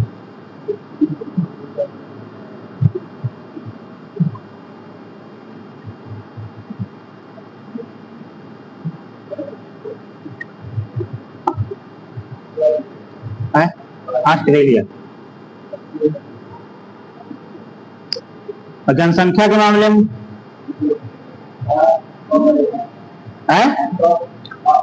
यानी आप समझिए ठीक है, अभी क्योंकि जनगणना हुई नहीं है, लेकिन अनुमान जाहिर किया जाए तो वैश्विक स्तर पे कई रिपोर्टें जो जनसंख्या से संबंधित हैं, उसमें हम लोग चीन को पीछे छोड़ दिए। ठीक है, तो लेकिन अभी भारत की आधिकारिक जनगणना नहीं हो रही है, तो शुरू हुई है, तो अभी अगले साल उसके रिजल्ट आने शुरू होंगे, तब पता चलेगा कि एक्चुअल में है कि नहीं। ठीक है, तो भारत की जनसंख्या लगभग 140 करोड़ 2025 से 21 में अनुमानित की गई है। तो लगभग टापे बाप जानिए, यानी भौगोलिक क्षेत्रफल अगर दुनिया में देखेंगे तो भारत का बहुत छोटा सा क्षेत्रफल है, 7वें नंबर का देश है। कितने परसेंट है भौगोलिक क्षेत्र का? 2.4% के करीब। यानी ये क्या है? भौगोलिक क्षेत्रफल, ये भारत का क्षेत्रफल है। और आदमी यहाँ कितने रह रहे हैं? विश्व के 17.5% जो जनसंख्या, तब मार नहीं होगी। घर इतना छोटा, आदमी उसी में ज्यादा इतना, तो कीड़े मकोड़ों की तरह झगड़ा तो होगा ही होगा। ठीक है, अब जनसंख्या इतनी सघन क्यों है? ये भी भूगोल का ही विषय आप लोगों को देखना पड़ेगा, आगे चल के आप पढ़ेंगे जो, क्योंकि जल है और उपजाऊ मृदा है और जलवायु चरम पे नहीं है। ना इतनी अधिक ठंडी पड़ती है कि हम लोग मर जाएं, और ना इतनी अधिक गर्मी पड़ती है कि हम लोग मर जाएं। अब मिट्टी उपजाऊ है तो अनाज तो बढ़िया उत्पादित हो जाता है, और अनाज के बाद में जल। ये बेसिक 3 चीजें हैं जो भारत के पास अवेलेबल है। इसीलिए हम लोग जनसंख्या इतनी ज्यादा है, जो जहाँ ये 3 चीजें अवेलेबल नहीं है, वहाँ जनसंख्या का घनत्व तो अपने आप कम हो जाता है, लोग मरने लगते हैं, मृत्यु दर अधिक होती है, लोग वहां जाना पसंद करते हैं। और या तो इससे कम होती है, या तो फिर अगला जो चरण विकास जब ज्यादा हो जाता है तो आदमी धीरे धीरे जागरूक हो जाते हैं, तो 1-2 बच्चा पैदा करते हैं, तो धीरे धीरे जनसंख्या प्रतिस्थापन दर पे आ जाती है। यानी जो हम दो हमारे दो वाला कॉन्सेप्ट है वही आ जाता है। यानी 1 करोड़ आबादी अगर 2020 में थी, तो 2030 में भी 1 करोड़ आबादी कई देशों की रह जाती है। अगर उसमें कहीं एक आध लोग मर गए तो माइनस हो जाता है कि जितने लोग हैं उतने लोग भी नहीं पैदा हो पा रहे हैं। ठीक है, तो ये भारत की भौगोलिक स्थिति और जनसंख्या के बीच का जो अनुपात है, आप देख सकते हैं कितना ज्यादा है जो। और इसमें भी क्षेत्रवार बहुत विषमता है। रेगिस्तान का जो जनसंख्या का अनुपात होगा वो कम होगा, क्योंकि वहां पे भौगोलिक चुनौतियां हैं। क्या चुनौतियां हैं? है? हाँ,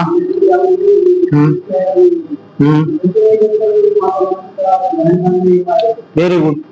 देखिए, तो वहां पे यानी भौगोलिक जटिलता का मतलब जलवायु अनुकूल नहीं है मानव रहने के अंदर। ठीक है, अत्यधिक गर्मी, अत्यधिक ठंडी, यानी तापांतर बहुत ज्यादा है। दूसरी चीज है वर्षा नहीं होती। वर्षा नहीं होती तो कितने भी उपजाऊ मृदा हो, उसे उत्पादित नहीं की जा सकती है फसलें। तो 3 चीजें नहीं, जल नहीं है। राजस्थान में देखिए, महिलाएं 2-2 किलोमीटर जल लेने चली जाती हैं, तो ये भी चुनौती है। मतलब पानी व्यवस्था करनी, पूरा दिन बीत गया, खाने को थोड़ी दीजिए तो खाली पानी पी के रहेंगे, तो वहाँ जनसंख्या का घनत्व ऐसा नहीं कि लोग नहीं, कम है। ठीक है, धीरे धीरे कम हो जाता है। और कई कई क्षेत्र ऐसे हैं कि जहां ये तीनों चीजें हैं, जलवायु भी अच्छी है, मृदा भी अच्छी है और जल भी उपस्थित है, तब भी वहां जनसंख्या का घनत्व नहीं है। ऐसे भी क्षेत्र है दुनिया में यहाँ तीन चीजें हैं उसके बाद भी जनसंख्या का घनत्व नहीं, इस तरीके से नहीं है कि ज्यादा हो, सामान्य रूप से ही खाली। तो वहां क्या समस्या है? तो वहां सुरक्षा का संकट, जहाँ बात बात पे बम फूट रहे हों, ठीक है, सीरिया में आपको बढ़िया से व्यवस्था कर दी जाए, 5 स्टार होटल वोटल टाइप की, फ्लैट व्लेट दिलवा जाएंगे, रहेंगे आप, पता लगे आज से कल मर गए, ठीक है। तो सुरक्षा भी एक बड़ा इशू होता है, जो है बुनियादी चीजों के बाद में आदमी सुरक्षित माहौल में रहना पसंद करता है, कि जहाँ पे सामाजिक शांति हो। ऐसा ना हो कि बात बात पे बम फूट रहे हो, बात बात पे गोली चल रही हो, तो वहां पे आदमी रहना सुरक्षित नहीं मानता है, तो वहां भी जनसंख्या धीरे धीरे कम हो जाती है। ठीक है, चलिए आगे बढ़ते हैं।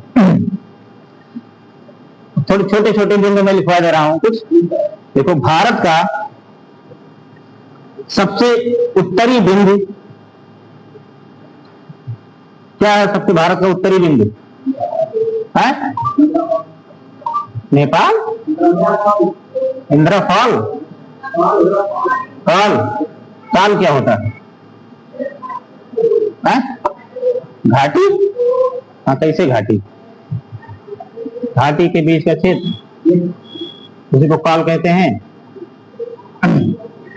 तो घाटी किसको कहते हैं? जैसे मान लीजिए पर्वत है, ये पर्वत है, तो इसको शीर्ष कहेंगे, इसको घाटी कहेंगे, यही तो कहेंगे ना। तो घाटी इसको कह रहे हैं तो काल कह रहे हैं।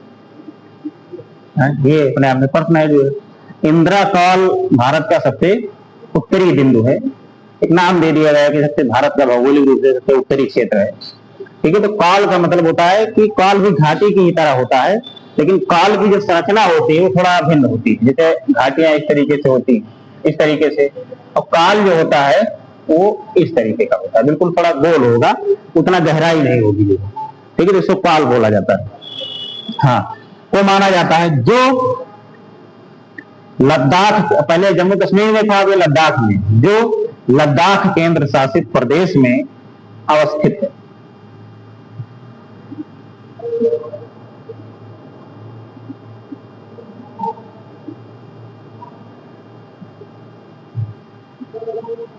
तथा सबसे दक्षिणी बिंदु इंदिरा पॉइंट है। देखो, इंदिरा कॉल और इंदिरा पॉइंट में कंफ्यूज मत होइएगा। ठीक है, इंदिरा पॉइंट सबसे दक्षिणी है, ये कई बार पूछा गया। इंदिरा पॉइंट है जो अंडमान निकोबार द्वीप समूह के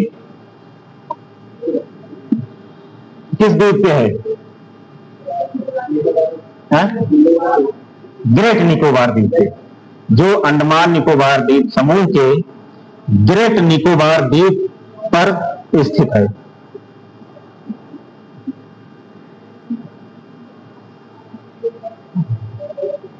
पर अवस्थित है।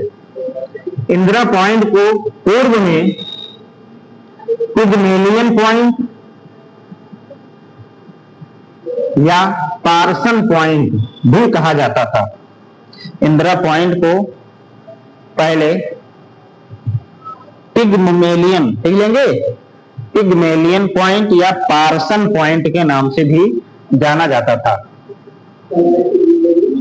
पिगमेलियन पॉइंट अथवा पार्सन पॉइंट के नाम से जाना जाता था।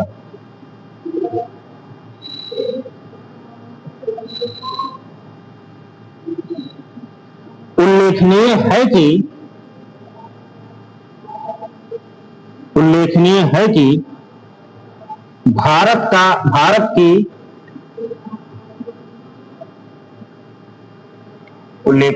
कि भारत की मुख्य भूमि का दक्षिणतम बिंदु, उल्लेखनीय है कि भारत के मुख्य भूमि का दक्षिणतम बिंदु कन्याकुमारी है। कन्याकुमारी ब्रैकेट में तमिलनाडु लिख लीजिएगा, कन्याकुमारी तमिलनाडु है। आ जाओ।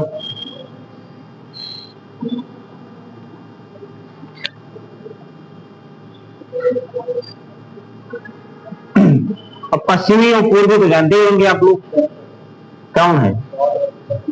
हाँ, बोल दो तो लिख लें। तथा तथ्य साथ में लिख रहे हो तो वो भी कंप्लीट यही कर लो, नहीं तो फिर छूट जाएगा। तथा पूर्वी एवं पश्चिमी बिंदु क्रमशः पूर्वी में किबिथो लिख देने, आप लोग पता नहीं क्या लिख लेंगे।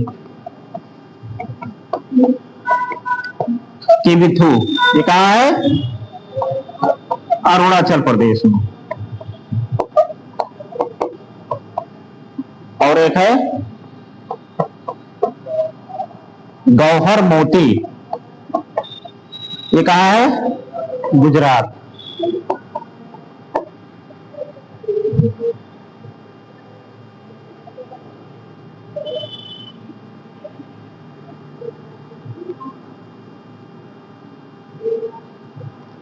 बस भारत की अवस्थिति हो गई, यानी अब आप ये जान गए कि भारत वैश्विक मैप में है। तुम क्या कर रहे हो? जा रही हो? क्यों? मम्मी कॉल आया है तो जाओ जाओ जाओ जाओ, इमरजेंसी है तो हम कुछ कह ही नहीं सकते, ठीक है। अब ऐसे नहीं कि इमरजेंसी चक्कर में बता घूमो जाके, ठीक है। हाँ ठीक है, जाओ। कहने का तात्पर्य ये है कि आप अवस्थिति समझ गए हैं, ठीक है। यानी अगर ग्लोब में भारत को दिया जाएगा तो भारत को समझ जाएंगे किस गोलार्ध में है, किस अक्षांश और किस देशांतर के मध्य में स्थित है। इसके जो शीर्ष के 4 बिंदु हैं, उत्तर और दक्षिण पूर्व पश्चिम के, वो क्या है, ठीक है। इसे आप मार्क कर पाएंगे कि भारत यही होगा। अब अगला जो होता है आकार, पैराग्राफ चेंज करके लिखो, हेडिंग मत डालो, इसी पैराग्राफ चेंज करके लिखो। अब आकार में आते हैं, देखो भारत की आकृति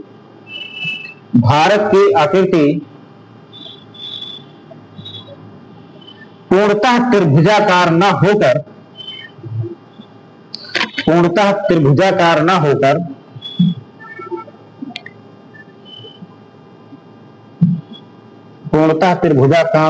होकर चतुष्कोणीय है।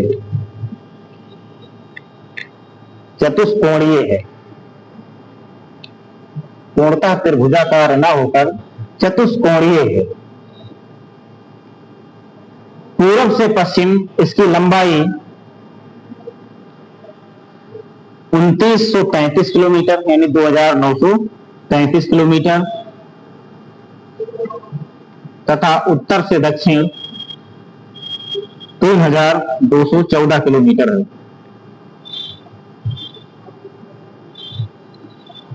तथा भारत का कुल क्षेत्रफल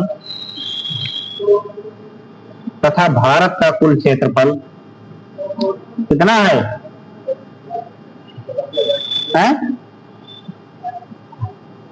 3585 स्क्वायर किलोमीटर। अरे भगवान, तुम लोग भारत को बेच दोगे जिस तरीके बता रहे हो।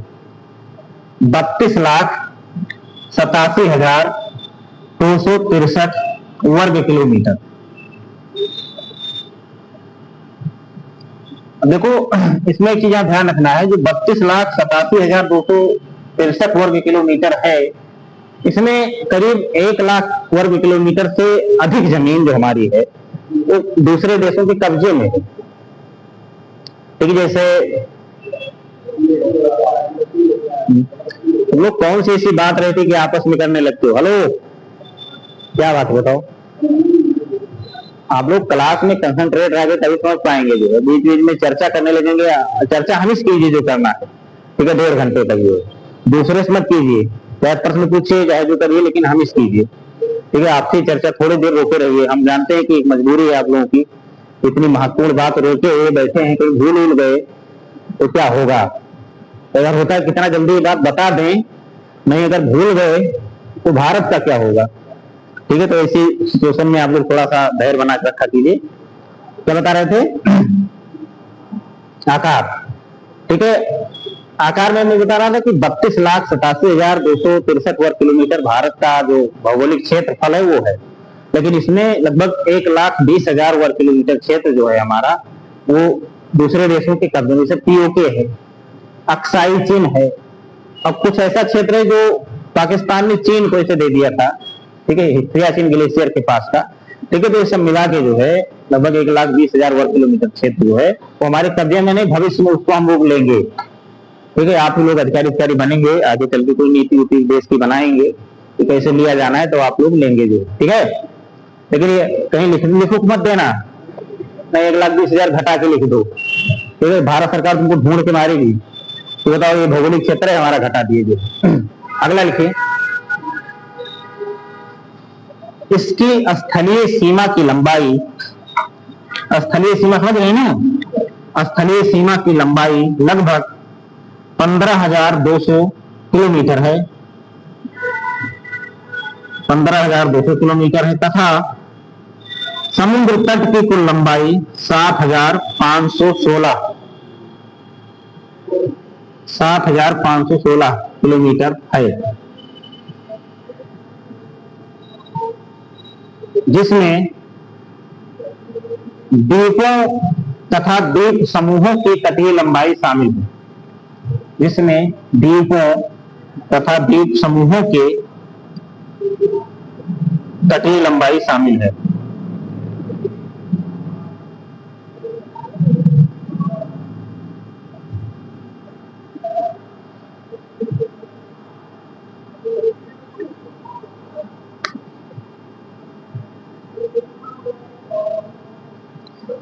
ठीक है, तो आप लोगों को ये सब देख लेना है कि भारत की जो सीमा है, किस राज्य से किसकी सीमा लग रही है, कितने राज्यों की सीमा तटीय क्षेत्रों से लग रही है, कितने राज्यों की सीमा स्थलीय क्षेत्रों से लग रही है, किस देश की किस क्षेत्र की लंबाई, किस राज्य की लंबाई तटरेखा की सबसे ज्यादा है, किसकी सबसे कम है, किस देश के साथ भारत के सीमा की लंबाई सबसे ज्यादा है, ये तो चलो लिखवा ही देंगे।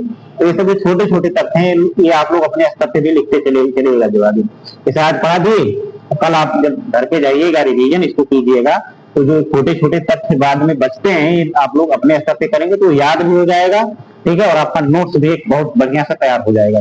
और नोट्स में ऐसा मत लिखिए कि बिल्कुल गूंथ के लिखिए एकदम से, जो कि पूरे पेपर पन्ने में सांस लेने की जगह ना हो, ठीक है। इसमें सांस लेने की जगह छोड़ के लिखा करिए, ठीक है। ज्यादा पन्ने उन्ने को ना आप उसमें कंजूसी कीजिए, ठीक है। क्योंकि ये नोट्स फिर आप लिख लेंगे तो उसके बाद भी आपको काम आएगा, हमेशा के लिए हो जाएगा, ठीक है। तो आप कभी भी इसमें पढ़ लेंगे तो आसानी से समझ में चीजें आ जाएंगी, क्योंकि अपना नोट जब लिखा हुआ होता है तो आसानी से समझ में आती है, और किताब में थोड़ा सा डिफिकल्ट होता है, उसमें तथ्यों का भार ज्यादा होता है, ठीक है। कुछ चीजें ज्यादा एक्स्ट्रा उसमें डाल दी जाती है। जानते हैं यूपीएससी की तैयारी में आपको सिलेक्टिव होना पड़ेगा, ठीक है। जब तक आप सिलेक्टिव नहीं होंगे तब तक आप की तैयारी जो है वो रणनीतिक रूप से अच्छी नहीं मानी जाएगी, क्योंकि सूचनाएं बहुत ज्यादा है, सूचनाएं इतनी ज्यादा है कि आप उसमें कंफ्यूज हो जाएंगे, क्या पढ़ें क्या छोड़ें। आपको पढ़ना उतना है जितना पूछा जाना है, उससे ज्यादा अगर पढ़ेंगे, पढ़ना सबसे कम यूपीएससी में होता है, जान लीजिए आप लोग, सबसे कम यूपीएससी में जितना एक डॉक्टर पढ़ता है एमबीबीएस बनने के लिए, उसका 20% पढ़ना है इसमें तो। लेकिन 20% पढ़ना क्या है, इसकी खोज सबसे ज्यादा महत्वपूर्ण है, ठीक है। क्या पढ़ना है, क्योंकि एक एक विषय की इतनी किताबें, इतने ज्यादा मैटर हम आप इकट्ठा कर लेते हैं, तो इसमें फिर कंफ्यूज हो जाते हैं कि भगवान ये वाला पढ़ें कि ये वाला पढ़ें। अब इसे में एक नहीं पढ़ पाते हैं, इसलिए एक ही किताब आप 4 बार पढ़िए, लेकिन एक पढ़िए, ठीक है, कि चीजें आपकी पकड़ में आ जाएंगी, और नहीं तो फिर आप गड़बड़ा जाएंगे जी। क्या बात कर रहे हो जी?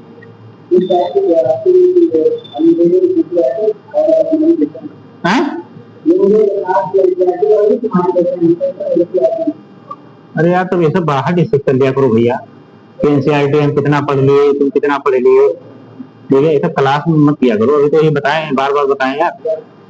चलो आगे लिखते हैं।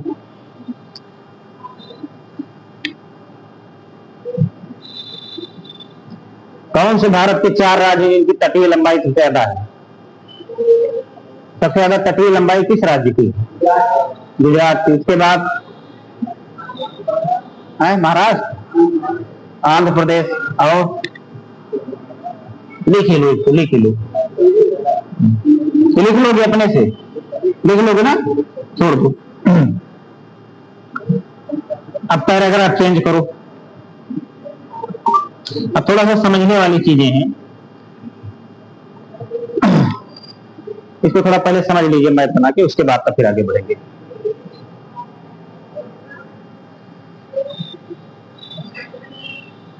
सब मिटा दें। जैसे यहाँ पे कंफ्यूजन इस बात का कई बार होता है कि जो तटीय क्षेत्र होते हैं, जलीय क्षेत्र होते हैं, उसमें सीमाओं का निर्धारण कैसे किया जाता है। तो उसमें तमाम अंतर्राष्ट्रीय कानून हैं। क्योंकि उसमें कानून है अनक्लाज 1982, यूनाइटेड नेशन लॉ ऑफ सी, ठीक है, उसका नाम है। तो उसमें डिसाइड किया गया है कि किसी भी देश की सीमा जो होगी, वो तटीय सीमा, वो कितनी दूरी तक उसको संप्रभुता प्राप्त होगी, कितनी दूरी तक उसको जो है केवल शोध कर सकता है, कितने दूरी तक केवल सीमा शुल्क वसूल सकता है जहाजों से, ये सारा बिल्कुल स्पष्ट तौर पे डिसाइड कर दिया। कितने दूर तक मछली उछली पकड़ सकता है, यानी जो सामुद्रिक गतिविधियां हैं, ठीक है, उसका अपना एक दायरा है जो है, और उसी क्षेत्र तक जो है आपकी भौगोलिक सीमा मानी जाती है जी, ठीक है। तो ये आपको जानना ज्यादा जरूरी है। भारत के संदर्भ में इसको हम समझेंगे, ठीक है। ये मान लो इंडिया है, इंडिया का दक्षिण वाला हिस्सा यानी दक्षिण भारत। अब इसकी तट रेखा है, आप बिल्कुल श्योर रहिए कि तट रेखा से 12 समुद्री मील, यानी 12 समुद्री मील तक का जो क्षेत्र होगा, यानी यहां से 12 समुद्री मील तक का जो क्षेत्र होगा, तो उसको क्या बोलेंगे? 12 समुद्री नाटिकल मील तक के क्षेत्र को संलग्न क्षेत्र बोलेंगे, ठीक है। उसके आगे के क्षेत्र को फिर दूसरा करेंगे एक्सक्लूसिव इकोनॉमिक जोन। इस तरीके से इसको बांट दिया गया है कि इतने वाले क्षेत्र में संप्रभुता का मतलब होता है कि ये आपकी भौगोलिक सीमा है, इसमें आपको मन करे आप जो कीजिए, इसमें कोई आपको रोकने टोकने नहीं आएगा। संप्रभुता मतलब पॉलिटिकल साइंस में आप लोग पढ़ते होंगे, नहीं समझ पा रहे हैं संप्रभुता, कुछ लोग हैं आप नहीं जान पाई संप्रभुता क्या होता है।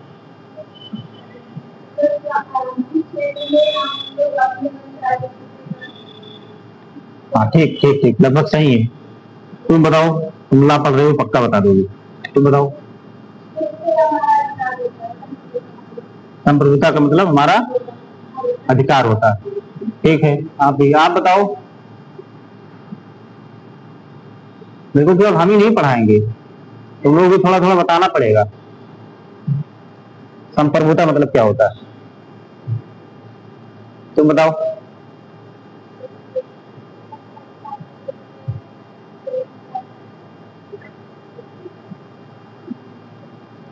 तुम तो जानते होगे, तुम बताओ। ये लोग नहीं जानते, तुम बताओ। हाँ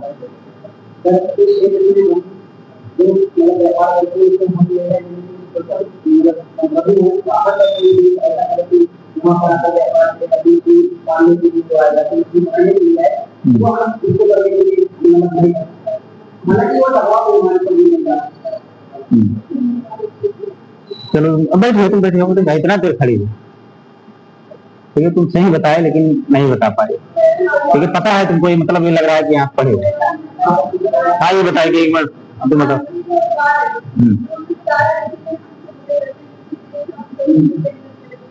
हाँ वेरी गुड। सबसे महत्वपूर्ण चीज है कि जितने भौगोलिक क्षेत्रफल पे हमारी संप्रभुता होगी, आपके संविधान की प्रस्तावना में क्या लिखा है? भारत एक प्रभुत्व संपन्न समाजवादी गणतंत्र। अब आगे ना जाइए, प्रभुत्व संपन्न का मतलब हो गया कि इतने क्षेत्रफल पर भारत की जनता का क्या होगा? निर्णय। कोई इंग्लैंड में बैठ के निर्णय नहीं लेगा हमारे यहाँ क्या होगा क्या नहीं होगा। संप्रभुता का सीधा, यानी संप्रभुता का मतलब निर्णय की स्वतंत्रता। लेकिन अगर आप केवल इतना ही लिख देंगे कि निर्णय की स्वतंत्रता, तो थोड़ा सा गड़बड़ा जाएगा।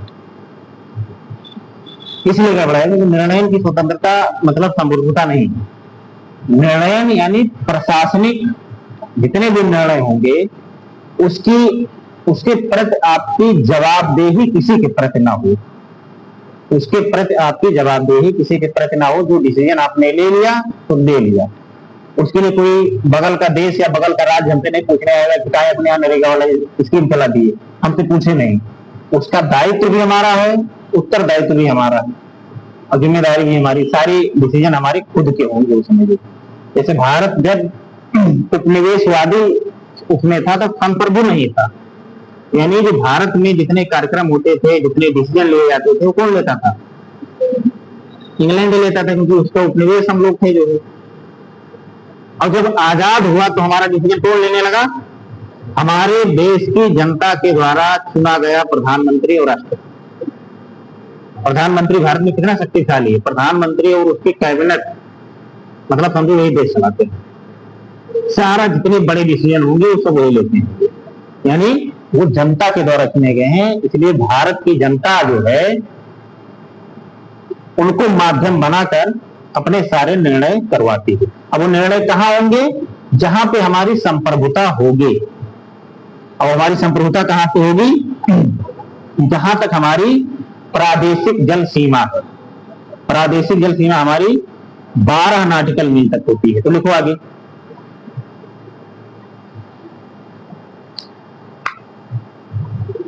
किसी भी देश की तट रेखा से,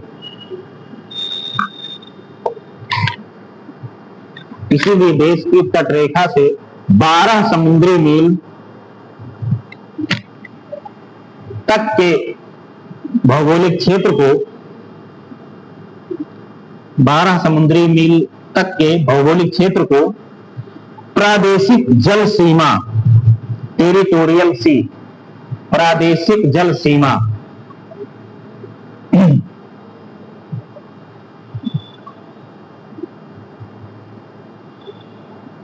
तटरेखा से 12 समुद्र, क्या लिखे हो?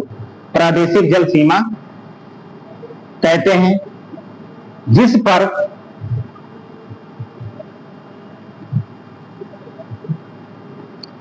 संप्रभुता संबंधित देश की होती है। जिस पर संप्रभुता संबंधित देश की होती है। संप्रभुता संबंधित देश की होती है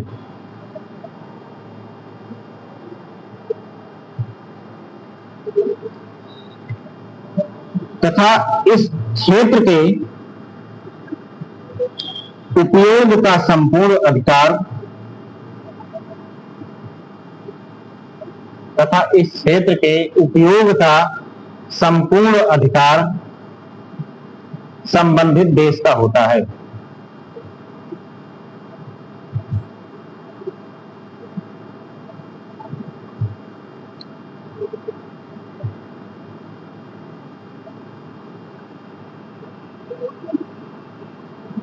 एक नॉटिकल मील बराबर कितना होता है? एक किलोमीटर आप जानते हो ना कितना होता है मीटर इसमें? 1 किलोमीटर में कितना मीटर होता है?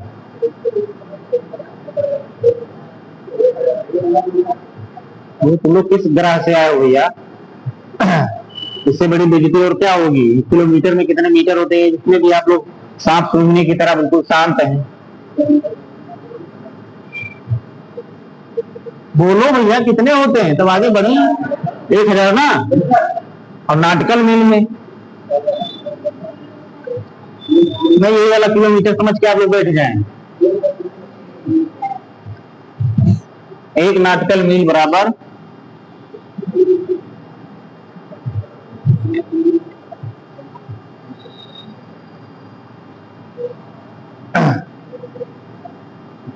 1 नॉटिकल मील बराबर 1.85 किलोमीटर। ध्यान रखना, पूछा भी जाता है जो नहीं 1000 मीटर मार के चले आओ। जो नॉटिकल यानी समुद्री मील जो होता है वो ये होता है। एनसीईआरटी किताब पढ़ोगे तो उसमें लिखा होगा जो 1 समुद्री मील बराबर। तथा प्रादेशिक जल सीमा से आगे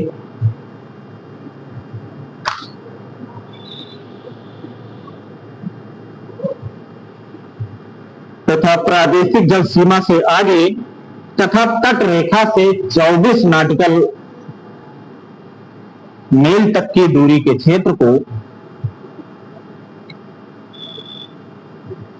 तथा प्रादेशिक जल सीमा से आगे तथा तट रेखा से 24 समुद्री मील की दूरी तक के क्षेत्र को संलग्न क्षेत्र मंडल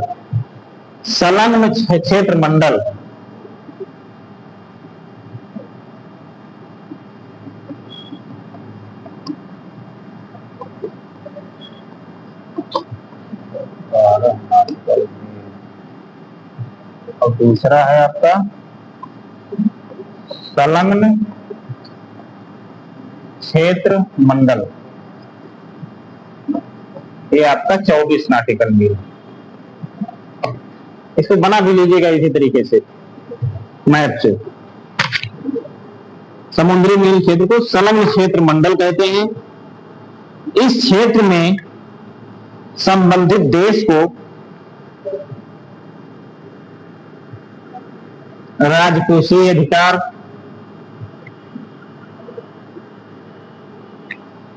सीमा शुल्क से संबंधित अधिकार, प्रदूषण नियंत्रण,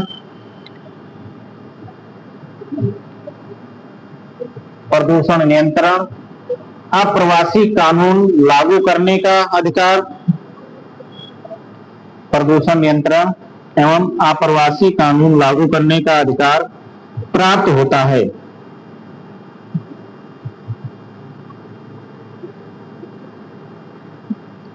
यानी इस क्षेत्र में थोड़ा सीमित अधिकार होते हैं, उसमें पर्याप्त होते हैं लेकिन थोड़ा सीमित होते हैं।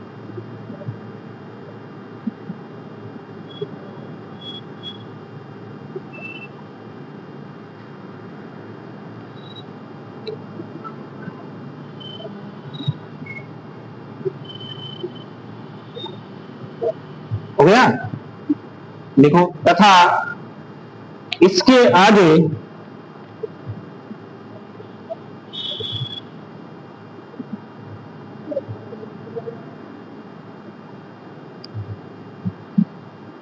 संलग्न क्षेत्र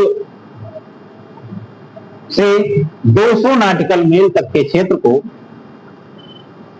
संलग्न क्षेत्र से 200 नॉटिकल मील तक के क्षेत्र को अनन्य आर्थिक क्षेत्र, एक्सक्लूसिव इकोनॉमिक जोन, अनन्य आर्थिक क्षेत्र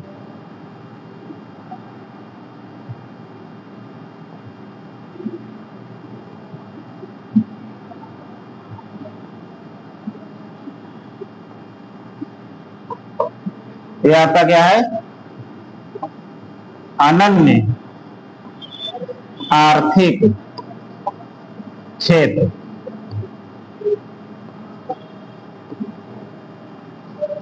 ये कितना है? 200 नॉटिकल मील तक का।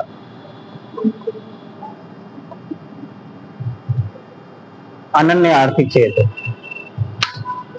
इस क्षेत्र के अंतर्गत खनिज संपदा, सागरीय जल शक्ति,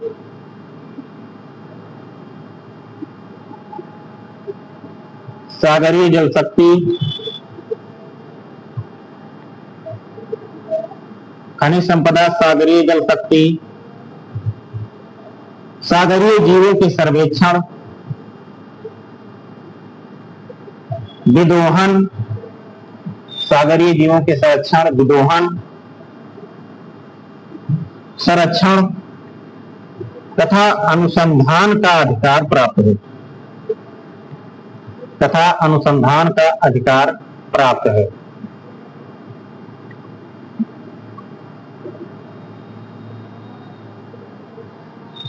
अनन्य आर्थिक क्षेत्र से आगे के क्षेत्र को, आगे के जलीय क्षेत्र को, अनन्य आर्थिक क्षेत्र के आगे जलीय क्षेत्र को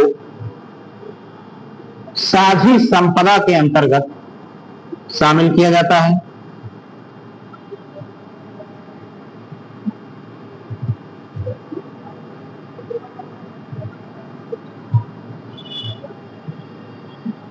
साझी संपदा के अंतर्गत किया जाता है। जिसका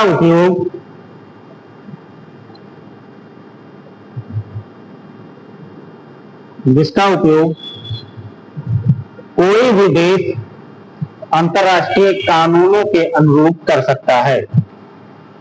इसका उपयोग कोई भी देश अंतर्राष्ट्रीय कानूनों के अनुरूप कर सकता है।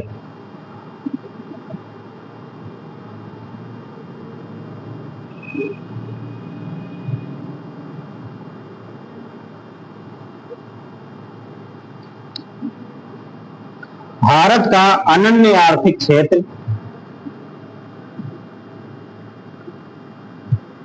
भारत का अनन्य आर्थिक क्षेत्र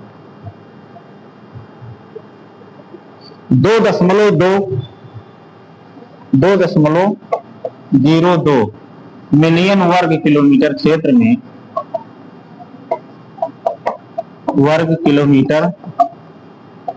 में फैला है।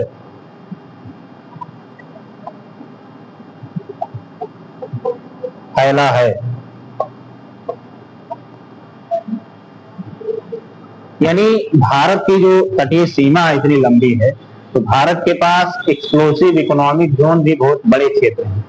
एक्सक्लूसिव इकोनॉमिक जोन में मुख्य तौर पे पर्यावरण संरक्षण से संबंधित गतिविधियां या जो नौसैनिक अभ्यास होते हैं दो देशों के मध्य में, जानते हैं ना आप लोग, दो देश की नौसेनाएं वहां पे जो है प्रशिक्षण करती हैं, अभ्यास करती हैं, तो वो सब गतिविधि इसमें आती है।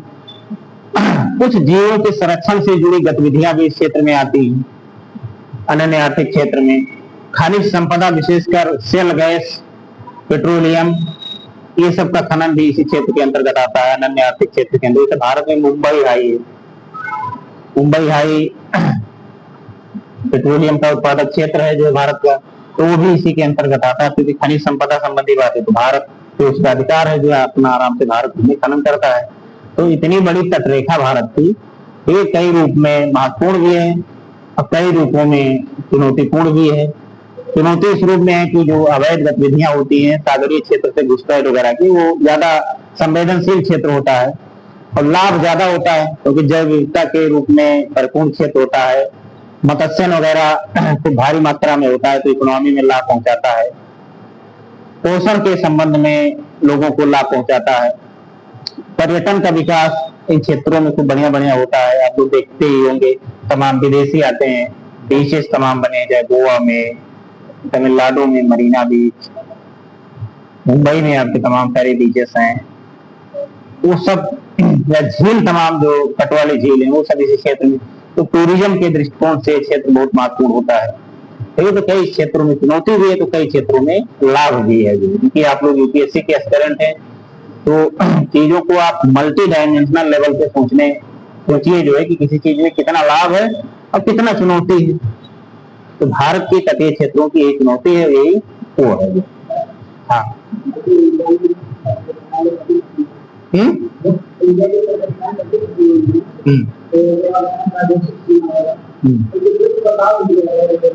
वो आधार रेखा के आधार पर होता है। ठीक है, डेटम लाइन होती है।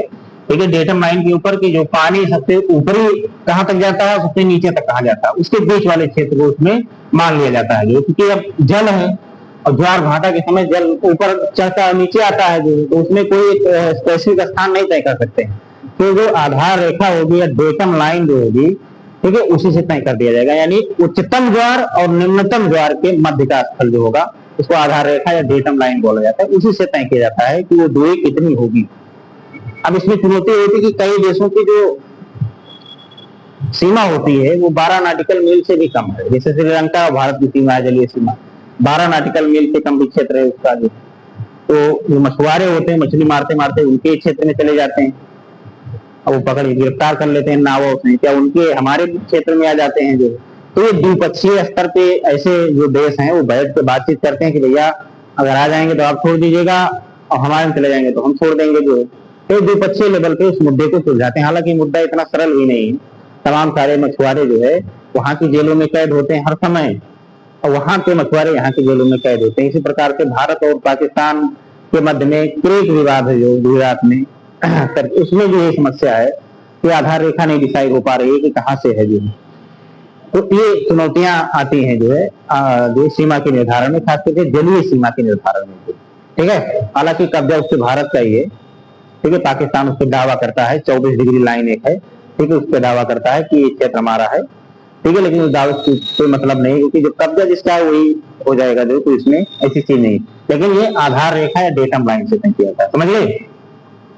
अब आगे बढ़ते हैं। अब आगे सब भारत के मध्य से कर्क रेखा कितने राज्यों से गुजरती है सब लिख लेंगे कि नहीं लिख पाएंगे? लिख लेंगे, नहीं कल मैं चेक करूंगा, सबका लिखा होना चाहिए। थक गए आप लोग ना, लग रहा है चेहरे से कि आप लोग बहुत थक गए, बहुत ज्यादा लंबी क्लास हो गई है। खावा क्या है, करिए बढ़िया आराम से, सो के कभी बढ़िया क्लास में ना तो सोइए, और भूख लगी रहेगी तब भी नहीं पढ़ पाएंगे।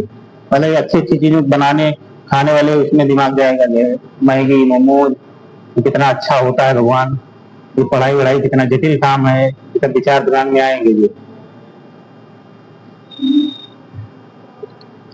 अगर आप लोग मतलब गंभीर हैं आगे सिविल सर्विस में जाने के लिए, तो 2-3 चीजें मैं हर साल बताता हूँ, इस साल भी बताऊंगा। ठीक है, कि आप जरूर कर डालिए, अभी से कर लेंगे तो जान लीजिए कि बहुत ज्यादा चांसेस हो जाएंगे कि आप सिलेक्ट हो जाएंगे कहीं ना कहीं।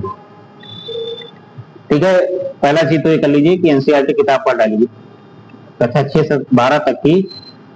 आप ज्यादा नहीं पढ़ना है, भूगोल की पढ़ लीजिए, पॉलिटिकल साइंस की पढ़ लीजिए, इतिहास की पढ़ लीजिए, विज्ञान की पढ़ लीजिए, ये 4-5 विषय, इकोनॉमिक्स की 9 से आती है तो 1-2 किताबें उसमें तो वो पढ़ लीजिए, यानी 5 विषयों की किताबें कम से कम आप जरूर पढ़ लीजिए, तो आपका बेस तैयार हो जाएगा। ठीक है, ये सब आप उसमें पढ़ेंगे जो चीजें बताई जाए, कक्षा 7-8 में सब बताया जाता है। ठीक है, बेस आपका तैयार हो जाएगा। करंट अफेयर्स को ज्यादा से ज्यादा पढ़िए, और जो सबसे महत्वपूर्ण चीज है, नियमित रूप से पढ़िए। ये नहीं कि आज पढ़ रहे हैं, आज ज्यादा पढ़ लिए तो 3 दिन तक आराम कर रहे हैं, तो परसों इतना ज्यादा पढ़ लिए थे कि वही अभी हमारा नाच रहा है दिमाग में।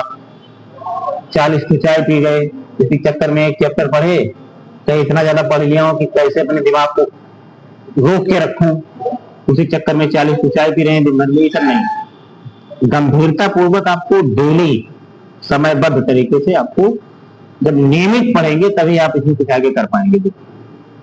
समझ गए, बुनियादी चीजें आपकी क्लियर होंगी तभी आप और आगे की चीजें समझ पाएंगे।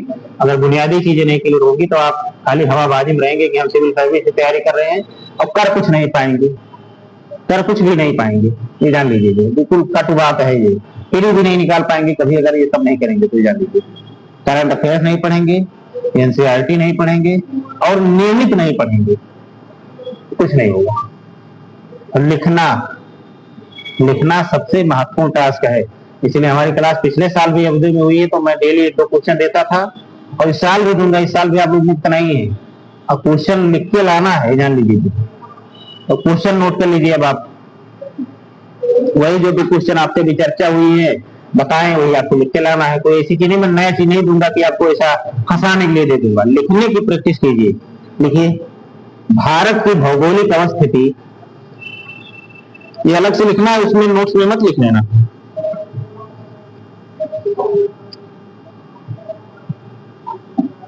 भारत की भौगोलिक अवस्थिति भारत के लिए किस प्रकार की सुरक्षा चुनौती उत्पन्न करती है? भारत के लिए किस प्रकार की सुरक्षा चुनौती उत्पन्न करती है?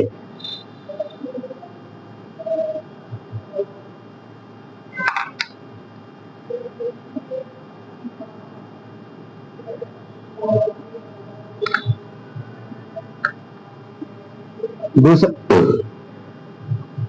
एक बोले कि 2 कर दे, 2 कर दे ना। दूसरा लिखो, भारत की विविधता एकता की पोषक है। भारत की विविधता एकता की पोषक है, इस कथन को सिद्ध कीजिए।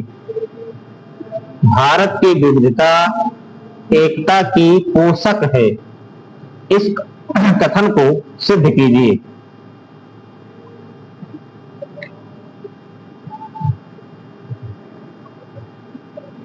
और दोनों प्रश्नों को कितने शब्दों में लिख के लाना है? 200 शब्दों में। ठीक है, निबंध अगर लिख के ले आए, ठीक है, कई लोग यही नहीं जान पाते कि प्रश्न जो है कितने में लिखना है। ठीक है, अपना ज्ञान नहीं उसमें उड़ेलना। सबसे बड़ी संकट इसी बात है कि जो पूछा गया है वो नहीं लिखते हैं। कल आप लोग लिखेंगे, ठीक है, तो आप मुझे पक्का मैं जानता हूँ, इसमें जानते हैं जितना आप जो जानते हैं वो लिखेंगे, जो पूछा गया है वो आप लिखने का प्रयास कीजिएगा, जो एग्जैक्ट में पूछा, जो आप जानते हैं वो नहीं। और सीमाबद्ध शब्द सीमा का बिल्कुल ध्यान रखना है। शब्द सीमा ये नहीं कि 5 पेज में लिख के ला रहे हैं। 200 शब्द का मतलब अगर आप बहुत दूरी दूरी में लिखते तो 1 पेज में हो जाता है, या 1.5 पेज या 2 पेज अधिकतम। अगर आप थोड़ा जगह छोड़ के लिखते हैं 2 पेज पर्याप्त है। ठीक है, और हेडिंग नहीं डालना है, पैराग्राफ चेंज करके लिखना। ये नहीं कि ये चुनौती इस तरीके से, उस तरीके से आप कर रहे हैं बिंदुवार लिख सकते हैं, लेकिन हेडिंग नहीं डालना है जी। ठीक है, तो आपको इसमें पहला चीज है भूमिका या परिचय। जैसे पहला क्वेश्चन आपका है कि भारत की भौगोलिक अवस्थिति भारत की सुरक्षा के लिए क्या चुनौती उत्पन्न करती है। ठीक है, तो आपको क्या बताना है? भारत की भौगोलिक स्थिति कितने लाइन में? 2 लाइन में, 2.5 लाइन में, 3 लाइन में अधिकतम। ये नहीं कि 9 लाइन में भारत क्या बता रहे हैं कि भारत क्या है।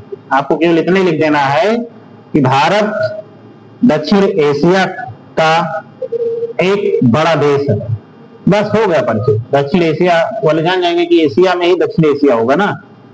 एक बृहद या बड़ा देश है जिसकी सीमाएं स्थलीय और जलीय रूप से कई देशों के साथ संलग्न है। इसकी भौगोलिक अवस्थिति निम्न चुनौतियां उत्पन्न करती है। अब चुनौती एक एक करके लिखिए, आप जो भी बताया गया है 5-6 चुनौतियां आप लिख देंगे, पर्याप्त है। बहुत ज्यादा अगर है तो मैप बना दीजिएगा छोटा सा। अगर वो प्रभावशाली बनाना है अपने आंसर को, तो उसी में एक मैप बना दीजिए, उसे पड़ोसी देशों दिखा दीजिए, जलीय सीमा दिखा दीजिए, अरब सागर, बंगाल की खाड़ी और महासागर दिखा दीजिए। मजा आ जाए एकदम से। देखा नहीं आता है कि बिल्कुल हो जाएगा। बस आपकी चुनौती हो गई, उसके बाद में आप निष्कर्ष में लिख देंगे कि भारत की भौगोलिक अवस्थिति फला फला चुनौती, जो आप लिखे फला फला चुनौती उत्पन्न करती है, लेकिन भारत के कुशल राजनीतिक नेतृत्व और भारत की विविधता इत्यादि कारक भारत को एक सूत्र में भारत की सुरक्षा को सुदृढ़ करने में निरंतर प्रयासरत हैं। बस पर्याप्त हो गया, आपका निष्कर्ष हो गया, आपका मुख्य भाग हो गया। जो मुख्य भाग है वो क्या है? चुनौती क्या है? परिचय में बताना है किसकी चुनौती, तो परिचय हो गया, मुख्य भाग हो गया और निष्कर्ष हो गया। बस इसके अलावा इसमें 3 पेज लिखने की जरूरत नहीं भैया। दूसरा प्रश्न आपका है कि भारत की विविधता एकता की पोषक है। इसमें भी आप मैं बना दीजिएगा, भाषा दिखा दीजिए, कल्चर, आप 2-4 उदाहरण दे सकते हैं। ठीक है, जो पहले विविधता दिखा दीजिएगा कि भारत से आप परिचय लिख देंगे, उसके बाद में विविधता का थोड़ा 2-4 उदाहरण दे देंगे आप 2-4 बुलेट में।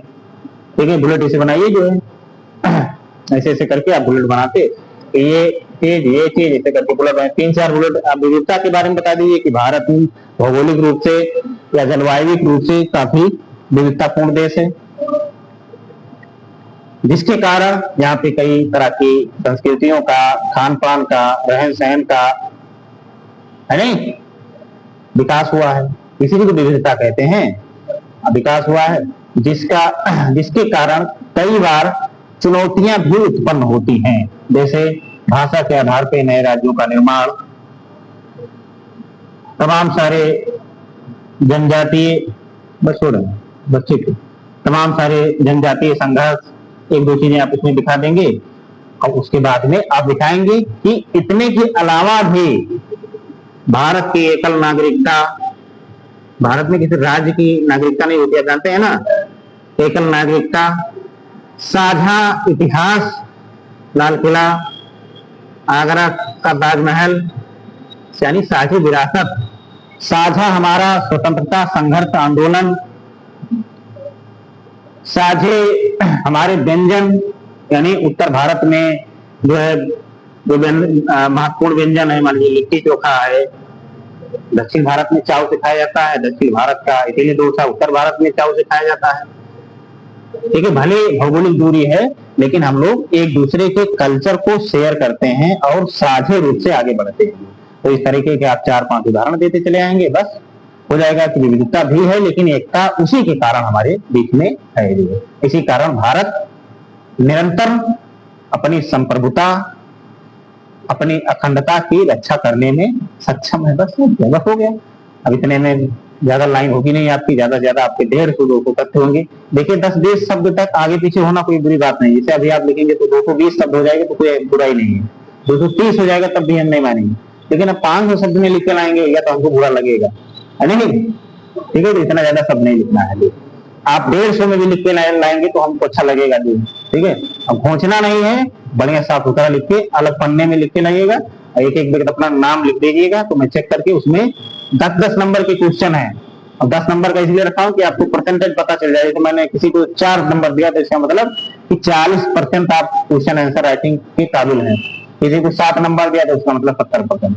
तो 10-10 नंबर के दोनों क्वेश्चन है, कल देंगे, कल चेक होगा, परसों आपको मिलेगा, फिर कल वाला फिर अगले दिन मिलेगा, इसी प्रकार से मिलेगा। तो चलिए टाइम ज्यादा हो गया, क्लास के लिए इधर वार्निंग आ रही है। चलिए फिर